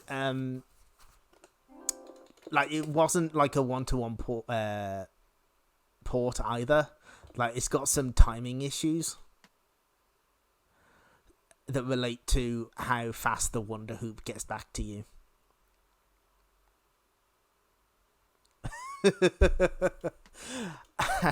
Okay, we'd better mention that. So, until like a couple weeks ago, this Arcade Archives version was better than MAME, because MAME treated this game as a 4-way stick game, and it's not. It's an 8-way joystick game, because you are able to turn while crouching. The attract mode shows the computer doing this, and you couldn't do that in MAME until a couple of weeks ago, because I started writing about the game and I loaded it up in MAME and I noticed, why is this a 4-way game? I thought it was 8-way.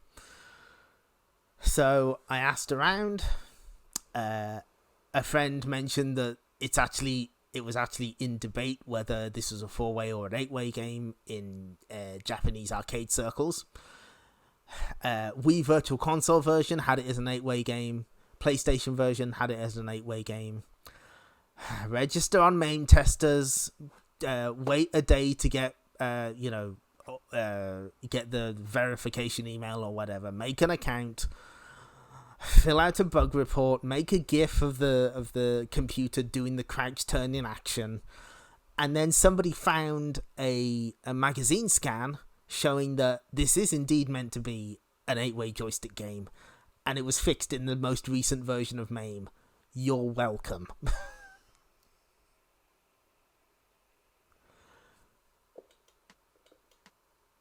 It's very much a game by game basis. Sometimes, you know, there's obvious emulation errors, and fixing games is hard. But yeah, there we go. That's I brought it to somebody else's attention who had the ability to fix it.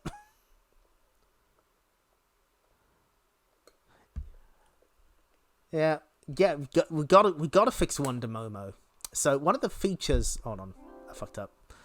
One of the extra features of this version is it allows you to switch the boot screen back on.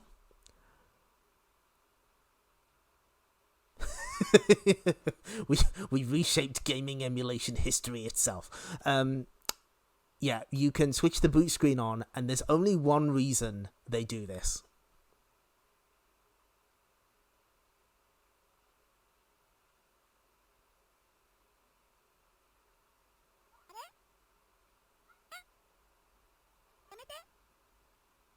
Because Wonder Momo talks during the boot screen. That's it. Thank you. Yeah, I'm glad it got sorted out as well, because I was like, I can't write about this game until I figure this out. This is gonna take a while.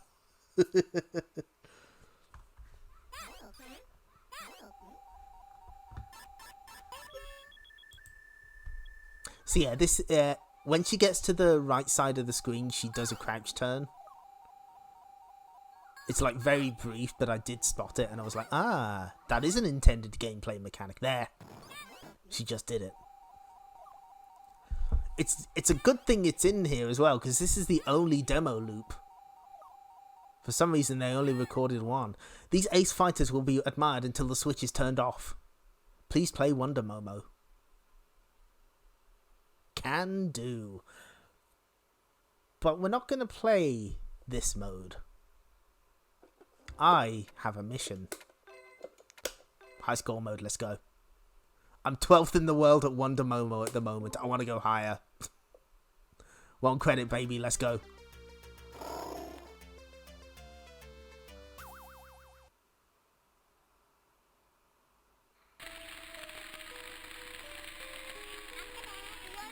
So this is kind of a mix between Kung Fu Master and Renegade. From Kung Fu Master, it takes the fact that it's a single-plane brawler. From Renegade, it takes the fact that they're not in scrolling stages, but they're in self-contained arenas. Specifically, this is a theatre production. There's the wings, there's the curtain. So, yeah, Wonder Momo is in fact an actress playing the role of Momo in the play Wonder Momo. It's all very metafictional. So, she's playing the heroine of justice, fighting against the Waru demon army. It's a tokusatsu-style stage show. Now, normal Momo can't do much. She's got a couple kicks. She can also face the screen and do the splits kick, which has like a shit ton of recovery on it. But it's good for getting enemies off your back. As you kill enemies, you build up the wonder meter, and you can either spin in place when facing the screen or grab the tornado to become Wonder Momo. Wonder Momo takes less damage, jumps higher, and she gets her Wonder Hoop.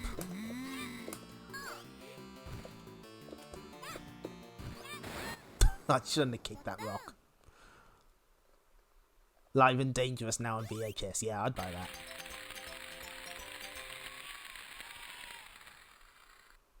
I have a big soft spot for this game. I don't think it's the greatest game ever made. This is like a solid 3 out of 5. But it's really charming. The colours are nice and bright. It's got a really cute theme to it.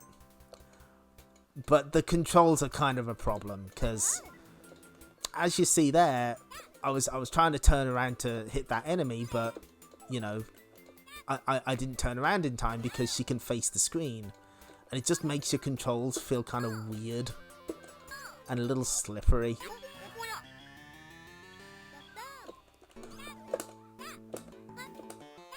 I mean, these games were on the same Rolling Thunder and this were on the same hardware, amazingly.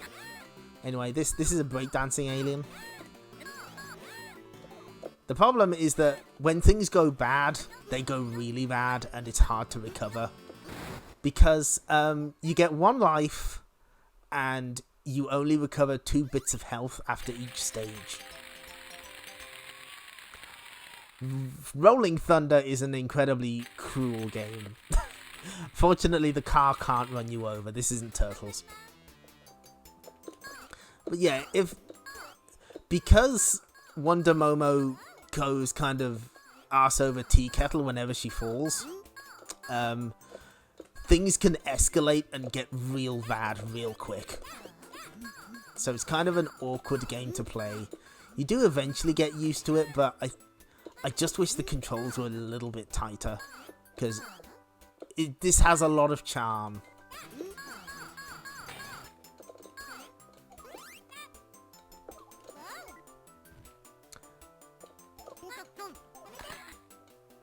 Oh, and there's a photographer who's trying to take up skirt shots, because of course there is.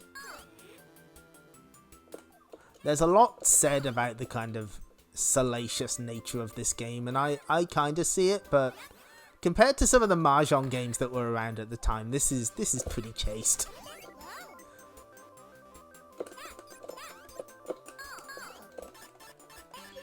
Anyway, Henshin. This run has gone horribly wrong, so we're not. Yep, there we go. Show's over, folks. Get out. You made it. What a great fighter. Please enter your name.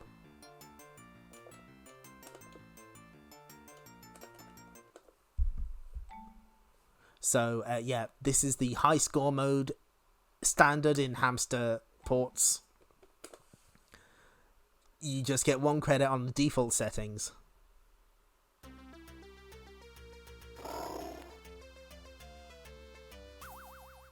Yeah, the photographers are clearly bad guys.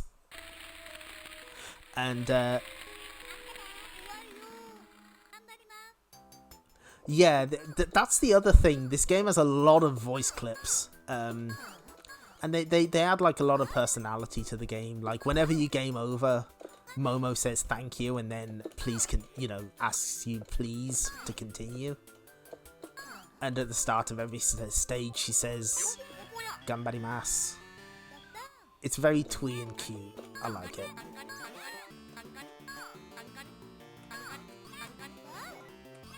This guy is the high-low mix-up. I don't like it. I never signed off on this.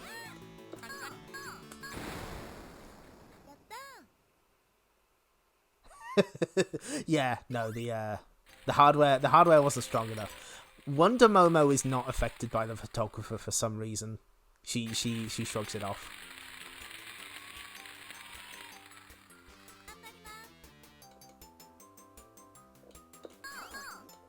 The downside is there's no credits for this game aside from the music. I can't remember the name of the guy who did it, and according to Japanese Wikipedia, that same person also programmed the game, but there's absolutely no source on that, so take that with a pinch of salt. But I would not be surprised if lessons learned during this game were applied to Namco's next scrolling single plane brawler. That's right. The next year, Namco released Splatterhouse. And there's kind of some similarities between the two in that both Rick and Momo have movesets that are kind of a little awkward, but they're also perfectly suited to do what they need to do in the game. But I think Splatterhouse has better controls. There's also a lot less waiting around in Splatterhouse. In this game, you kind of have to wait for enemies to come to you. And sometimes they'll just be launching projectiles at you from off screen, which is cool. But I know I'm a little hard on the game, but I'm it's very charming, and I kind of wish it was like just a little bit better. I also wish my gameplay was a little bit better. I was doing really well off stream, I swear. I've completely forgotten how to play this video game.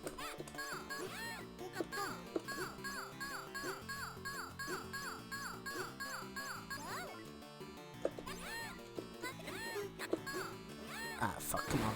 Okay. Oh, shit, I never showed the flyer, did I? There we go. That art is amazing. I love it a lot. And I'll have to link to a video before we're done. I can't do that right now though. The pressure is on. Stakes are high. We've got to beat Wonder Momo.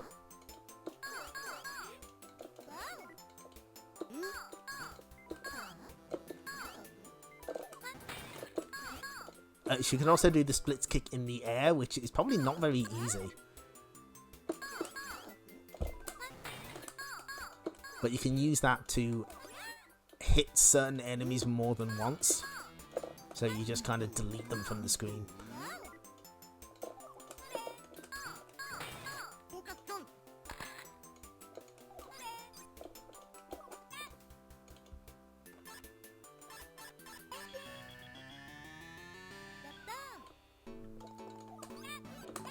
Oh, no, come on.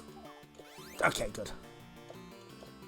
Yeah, Wonder Momo being able to jump higher is very helpful for grabbing stuff like that.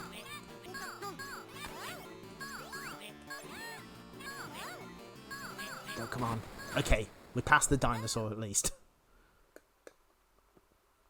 Neutral jump HK, yeah. No. I'm gonna blame that on Mappy. I'm gonna blame your power outage on Mappy. Yep, we're being chased. So this game is 16 acts long, divided into 4 volumes with different plots. So this is, I think this one's called something like Attack of the Life-Sucking Plants, which is what these blue things are.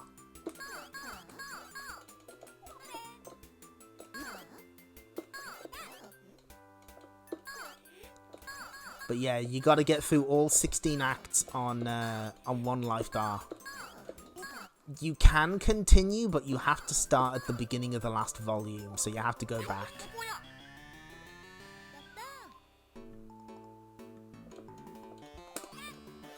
This boss is the worst.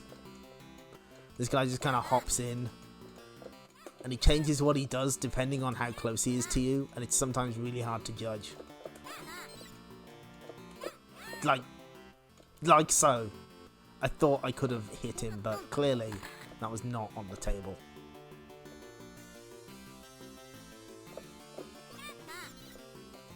And if you hit him with the Wonder Hoop when he's trying to headbutt you, you just send him going the other way instead, which is which means you have to wait longer for him, and then your Wonder Power might run out. That's like one of the big things of this game, just maintaining your wonder, managing your wonder meter. Because if you use it too early in a round, you know, you'll run out, and you don't want to run out when a boss is around because you'll take a shit ton of damage. But if you do it too late, you won't be able to do it because enemies will keep hitting you while you're trying to transform. It's kind of a balancing act, and it's interesting but also really frustrating at times. See, what I should have done there was I should have transformed, because I would have been able to tank that hit, but nope.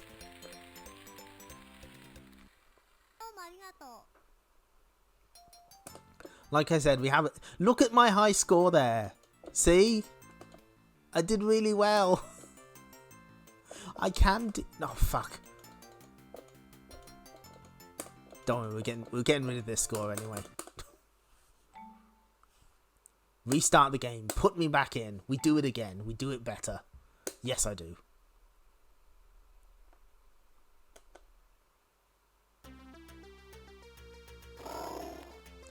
Also, how adorable is that intro? How can anyone not like that? It's perfect.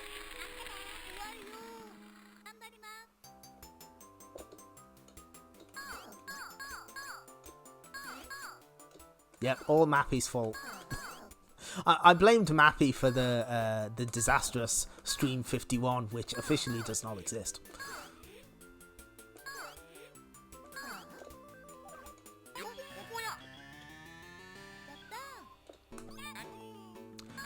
Anyway, so it's not much of a secret, but Wonder Momo is the next Gaming Hell article, so I've been doing a lot of research. I've been doing a lot of practice. I ended up having to try and find photos of a old Idol Master guidebook because Wonder Momo is mentioned. I did find it in the end, by the way. I scanned a J-pop album. No, a J-pop single, which is based on Wonder Momo.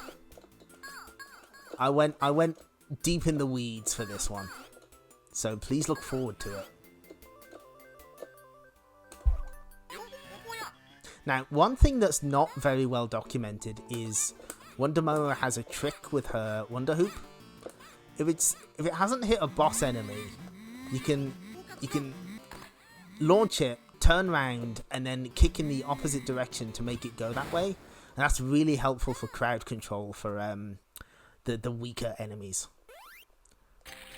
Until this version released, I didn't know you could even do that, and it's very helpful.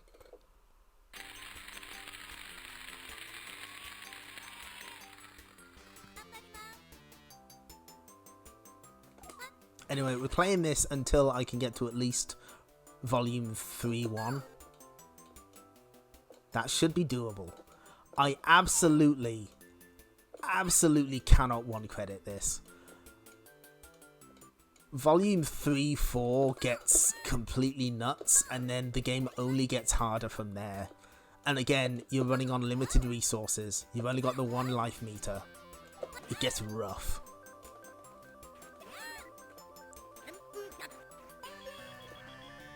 That'll have to do. Oh, if we can. Okay, we now we have gun. Now we got the Ultraman laser. I'm pretty sure that's what that's meant to be.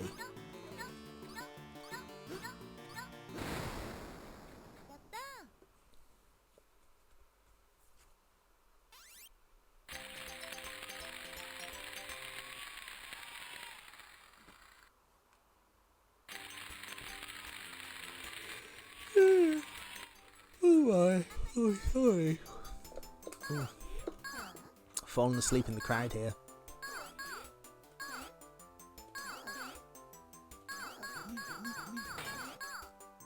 But with a bit of perseverance, we can do this. I know we can.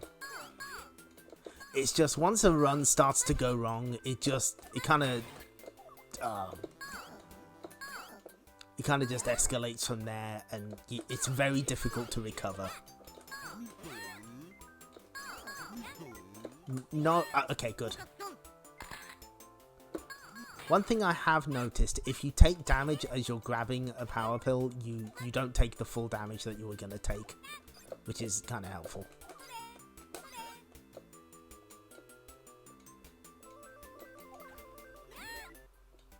Oh yeah, if you hit the wings, you bounce off. You do get temporary invincibility off it, but I like to imagine like a surly stagehand just kind of throws her back in. She's like, get back out there. With the T-Rex, you just want to kick him in the crotch. You don't want to get behind him because he'll extend his tail.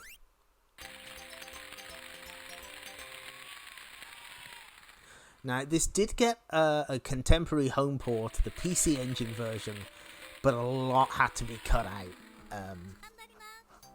They had to cut out... They cut that T-Rex boss. They cut most of the other unique bosses. They cut these tentacle things. They cut the weird walker robots that show up later. And they also cut out like 4 of the stages. I think it's down to 12. It visually looks pretty close. Not perfect, but you know, close enough. But a lot of it is just kind of ripped out, which is a shame.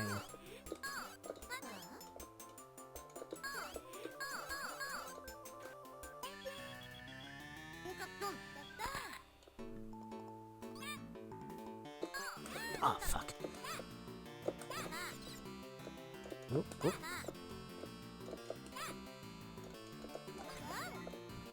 The worst is this boss shows up later, but there's 2 of them. Which is, oh, I hate that. I hate fighting those guys. Okay, I'll take that trade. It's not ideal, but I'll take it.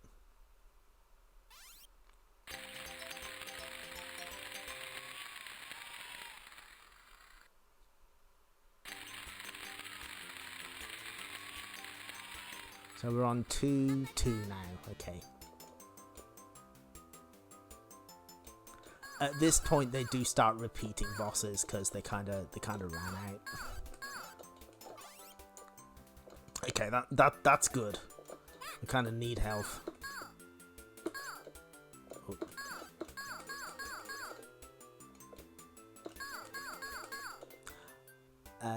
I think I can't remember. I think. Hold on. We got business to do. Okay. So there is an old blog on the internet called Magweasel that did a series of posts about PC Engine games, and they mentioned that at one point in time there were so many leftover copies of Wonder Momo that you could buy like a factory box of 6 of them for 100 yen. The PC Engine port. I don't know if it's still that much now, but it sounds like it was the funky horror band of the PC Engine, or the Moero Yakyu that Bases Loaded. Like, you can just get dozens of copies of the thing, which is a shame because that has some really cute cover art.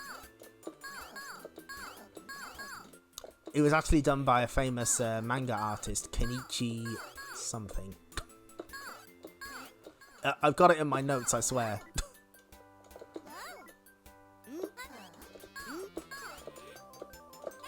This is an expensive stage set, I'll say. See, this is like one of the problems. Like, if you don't get your transformation in, you're just gonna get your ass kicked. And here's the Wonder Typhoon.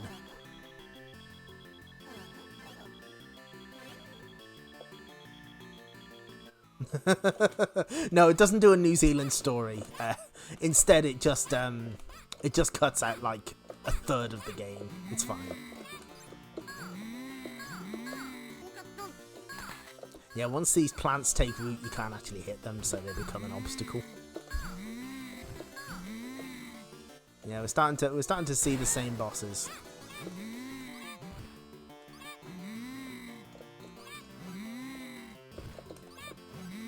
Of course, the Wonder Ring, the Wonder Hoop can destroy those tentacles. Standard Momo, not a chance, not happening. Okay, we're hanging in there. I don't know if I'm gonna beat my old score, but we're gonna try.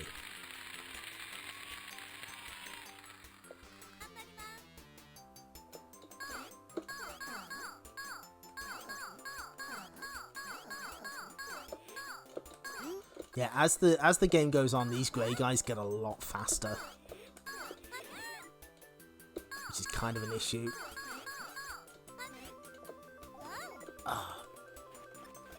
Oh no! Let me transform. This is my stage show. Oh my god! The run's not dead. We're still in there.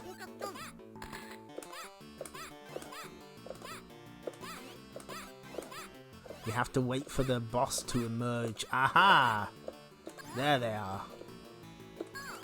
Now we can actually beat this boss in one hit.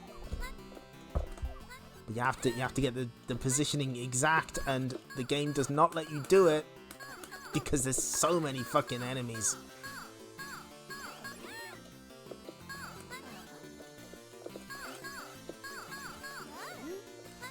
Yeah, eventually the game just kind of completely overwhelms you. Okay. We go back in, we do it again, we do it better. I put my name in properly this time.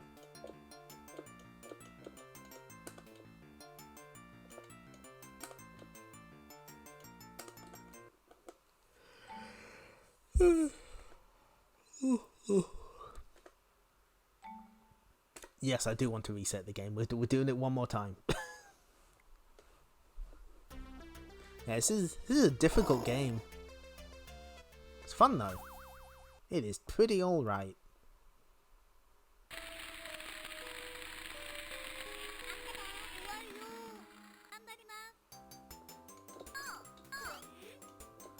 You know, while it's nice and calm, I'm gonna demonstrate one of my favorite things.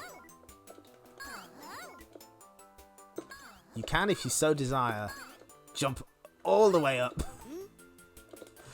And a surly stagehand just says, "Get back out there." People have paid money to see this.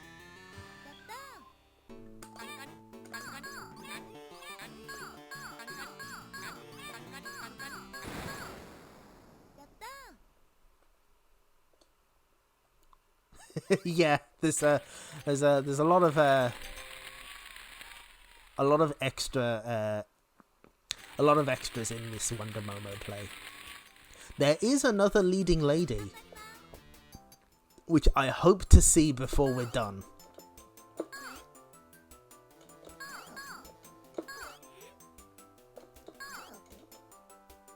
Whether we'll be able to remains to be seen. It's typical that I did so well off stream, and now I can't prove that I can't prove that I can play this game at all. Fuck. So one way to get extra points is if you jump when you hit the tornado. Like someone in the crowd shouts something out, and you get extra points for it because you're showing off.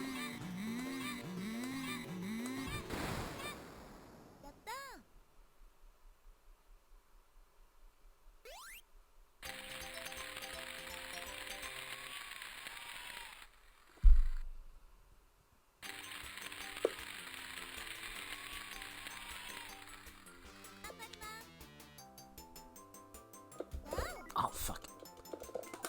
That's what I meant to do.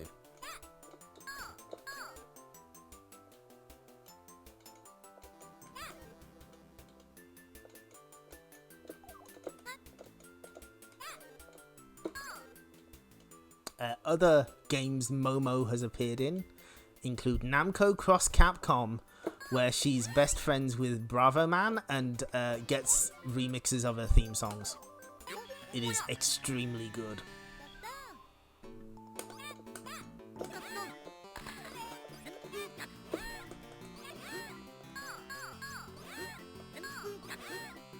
Oh no. Oh, this is going horribly wrong.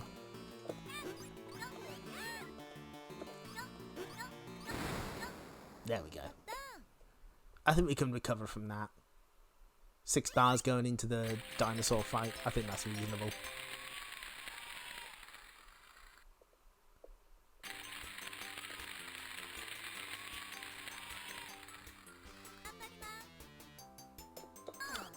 Anyway, Namco, why haven't you put Momo in Tekken? Put her in Tekken 8, cowards. Get her to fight Lucky Chloe.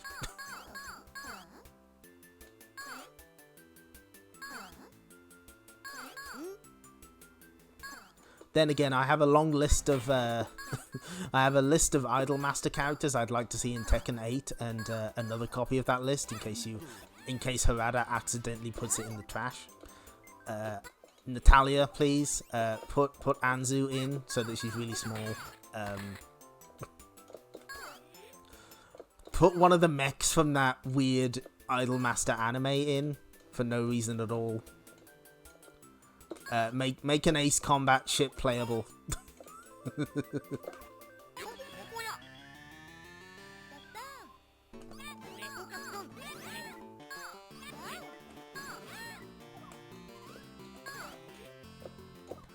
Also, Harada, I've sent you my proposal for a Love Live fighting game.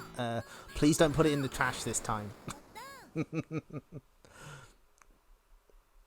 Although, I've been struggling to find it. I think it's still being made. There is a fan-made Namco fighting game called Namco Superheroes. It's got Gil, Rick, Wonder Momo, Bravo Man, and Valkyrie, if I remember right. And like, it was in development in like 2005. And then I've seen like clips of the person working on it recently, but I can't remember where they were, and their website appears to be down. It's actually really nicely done. It's sort of in the style of a Capcom versus fighter, like that. Not the gameplay mechanics, but the style. It's very good. I need to find that again though.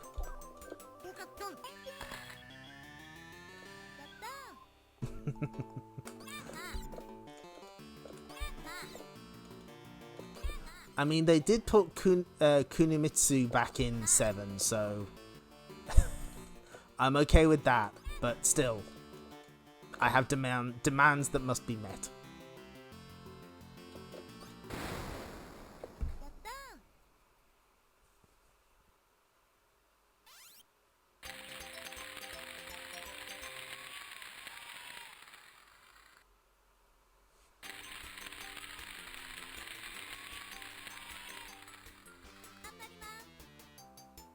Okay, where are we? Volume. Okay, we're in way better shape than we were.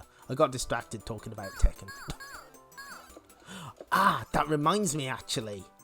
There was a cancelled Wonder Momo 2.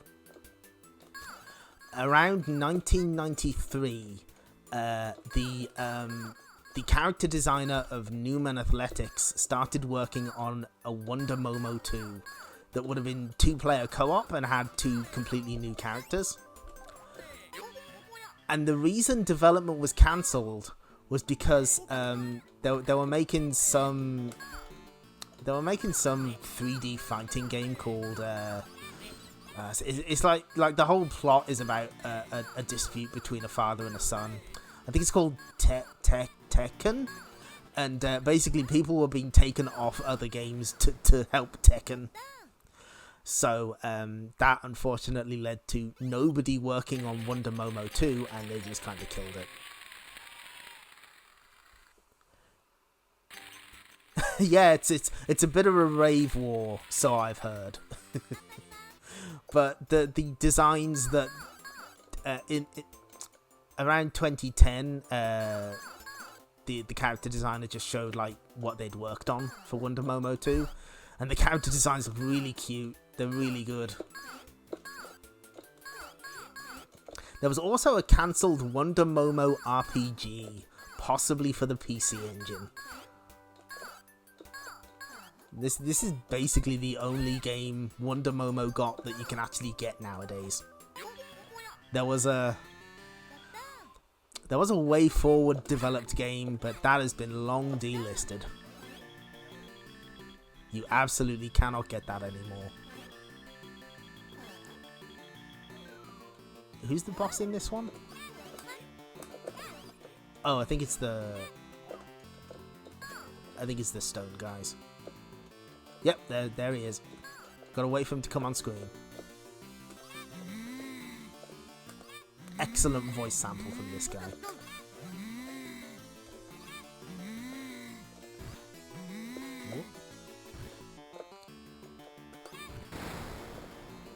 You can't. You really don't want to be hemmed in by both of them, so you want to take one out and then wait to spawn the other one.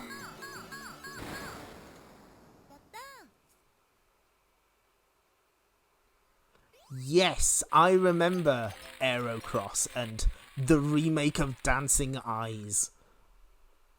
I'm still amazed that they were gonna remake Dancing Eyes. That would have been cool.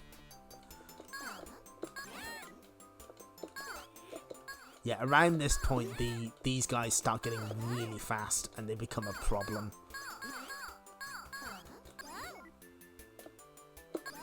Oh, man. Like I said, sometimes a run can just go fucking south quick. Fuck off. Let me win. I'm Wonder Momo. I'm the heroine of justice.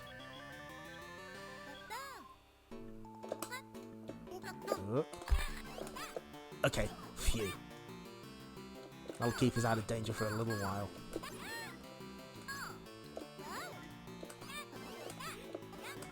Okay, well, here's the boss. There is a quicker way to do this, but it's so difficult to actually get it set up right. What you're supposed to do is if you do the splits kick at just the right distance, you basically kill him in one hit. I wonder effing Momo, give me respect.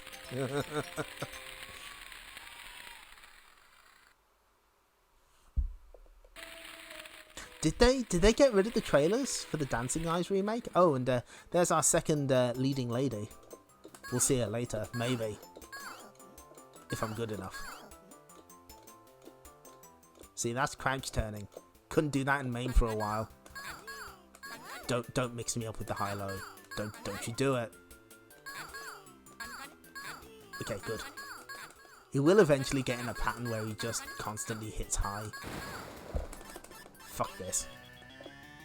Because I know a second one's coming and I'm not dealing with that shit.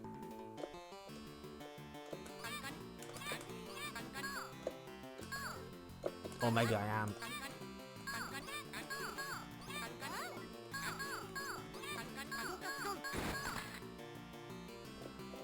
I think the next boss is the rocket launcher guy? Oh no, it's the breakdancing guy. Fortunately, this is pretty easy. I may not be able to beat the score this time, but I made it to where I wanted to. Roughly.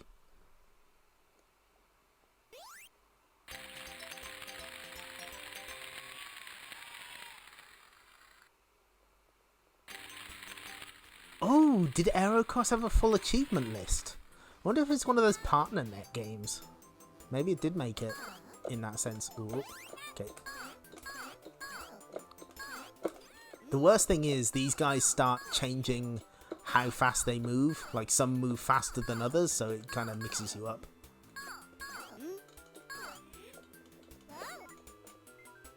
Unfortunately, this stage has probably the worst boss, so I'm going to transform a little early. Just for safety. If I can live that long.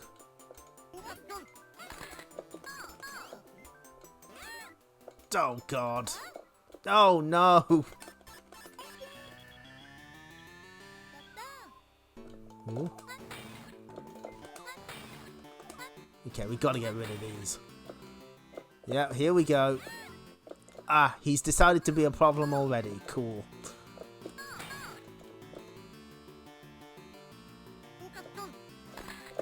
No.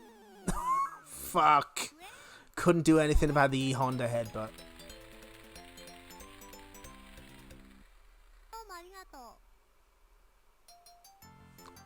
You made it. What a great fighter. Well, I got over 100,000. That's good enough for me. I'm starting to wear out a little. The old voice is starting to go.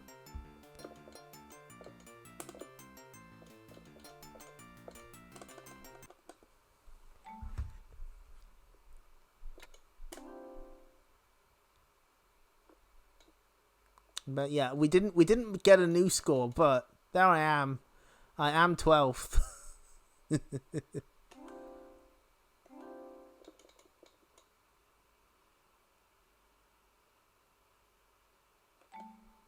I'm the 12th best at Wonder Momo on the PS4.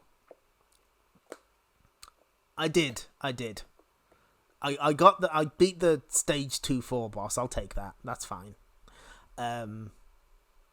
We'll just leave the attract mode on for a minute because I got some stuff to go over.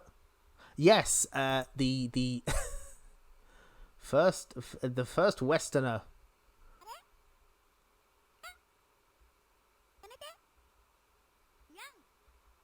Oh yeah, I remember Brink of Destruction. Poor game. Anyway, so what was I gonna do? Hang on. Right. So if you see anything about Wonder Momo today, I highly recommend. I gotta find it. Hang on. Nope, that's not it. It's here somewhere. There we go. I need to figure out how to fix this link. Hang on. So, Namco has an incredible YouTube series called Namco Museum of Art. They've covered like games like Tekken, Steel Gunner, Legend of Valkyrie, Genpei Tomaden, Splatterhouse, and there is an episode on Wonder Momo. Like, you gotta watch this. It's extremely good.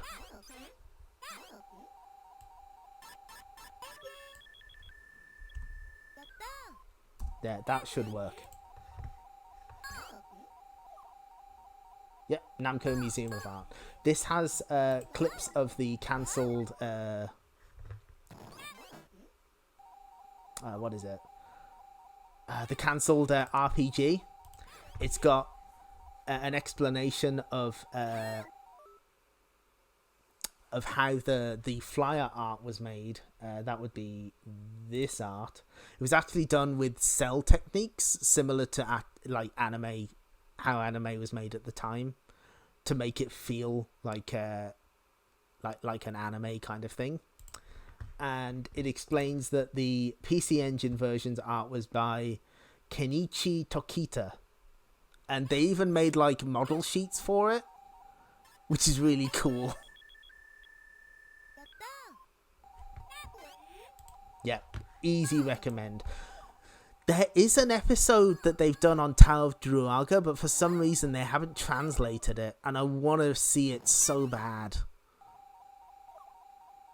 Anyway, I hope this has been a good enough showcase of Wonder Momo. I didn't get quite as far as I wanted, but these ace fighters will be admired until the switch is turned off. But yeah, next week there'll be a big old article about this game. I've wanted to write about this game for a long time, and I finally, kind of put my mind to doing it, mostly because of this Arcade Archives re-release. But as a little preview, is this it? No, that's not it. There it is. Okay. Here's the MS Paint art that I've done for it. Let's center that.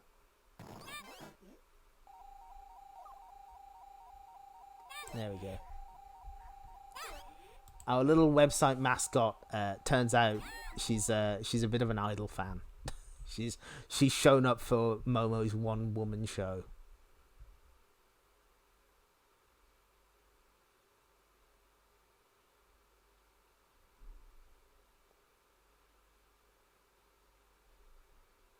How'd she get all those glow sticks? That must be a lot of batteries. If I had more pixel space to work with, I would have given her like 1 million buttons with Wonder Momo's image on it, like the heavily armored Idol fans you sometimes see.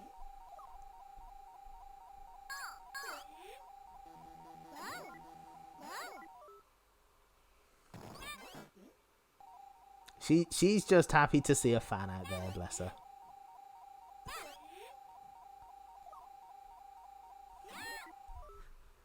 Okay, we'll switch that off now. So, thank you.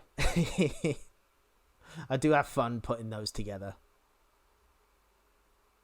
Exactly, yes. So, where's the button? What do I do now? There it is. Okay, thanks for showing up, everyone. I've wanted to show these Namco games off for a while, so I hope I hope I did a decent job. Thank you. There's so many Namco games I want to show in the future. They're up there with Taito in the amount of just excellent arcade games that they put out. So we'll be looking at more of them in the future. Not today. No. I'm Pack and Pal. That's where I live. I'm I would have bought Pac-Man Museum if they had a rotation option for the Switch version, but they don't. So nope, not dealing with that. But no, Pack and Pal. That's my favorite.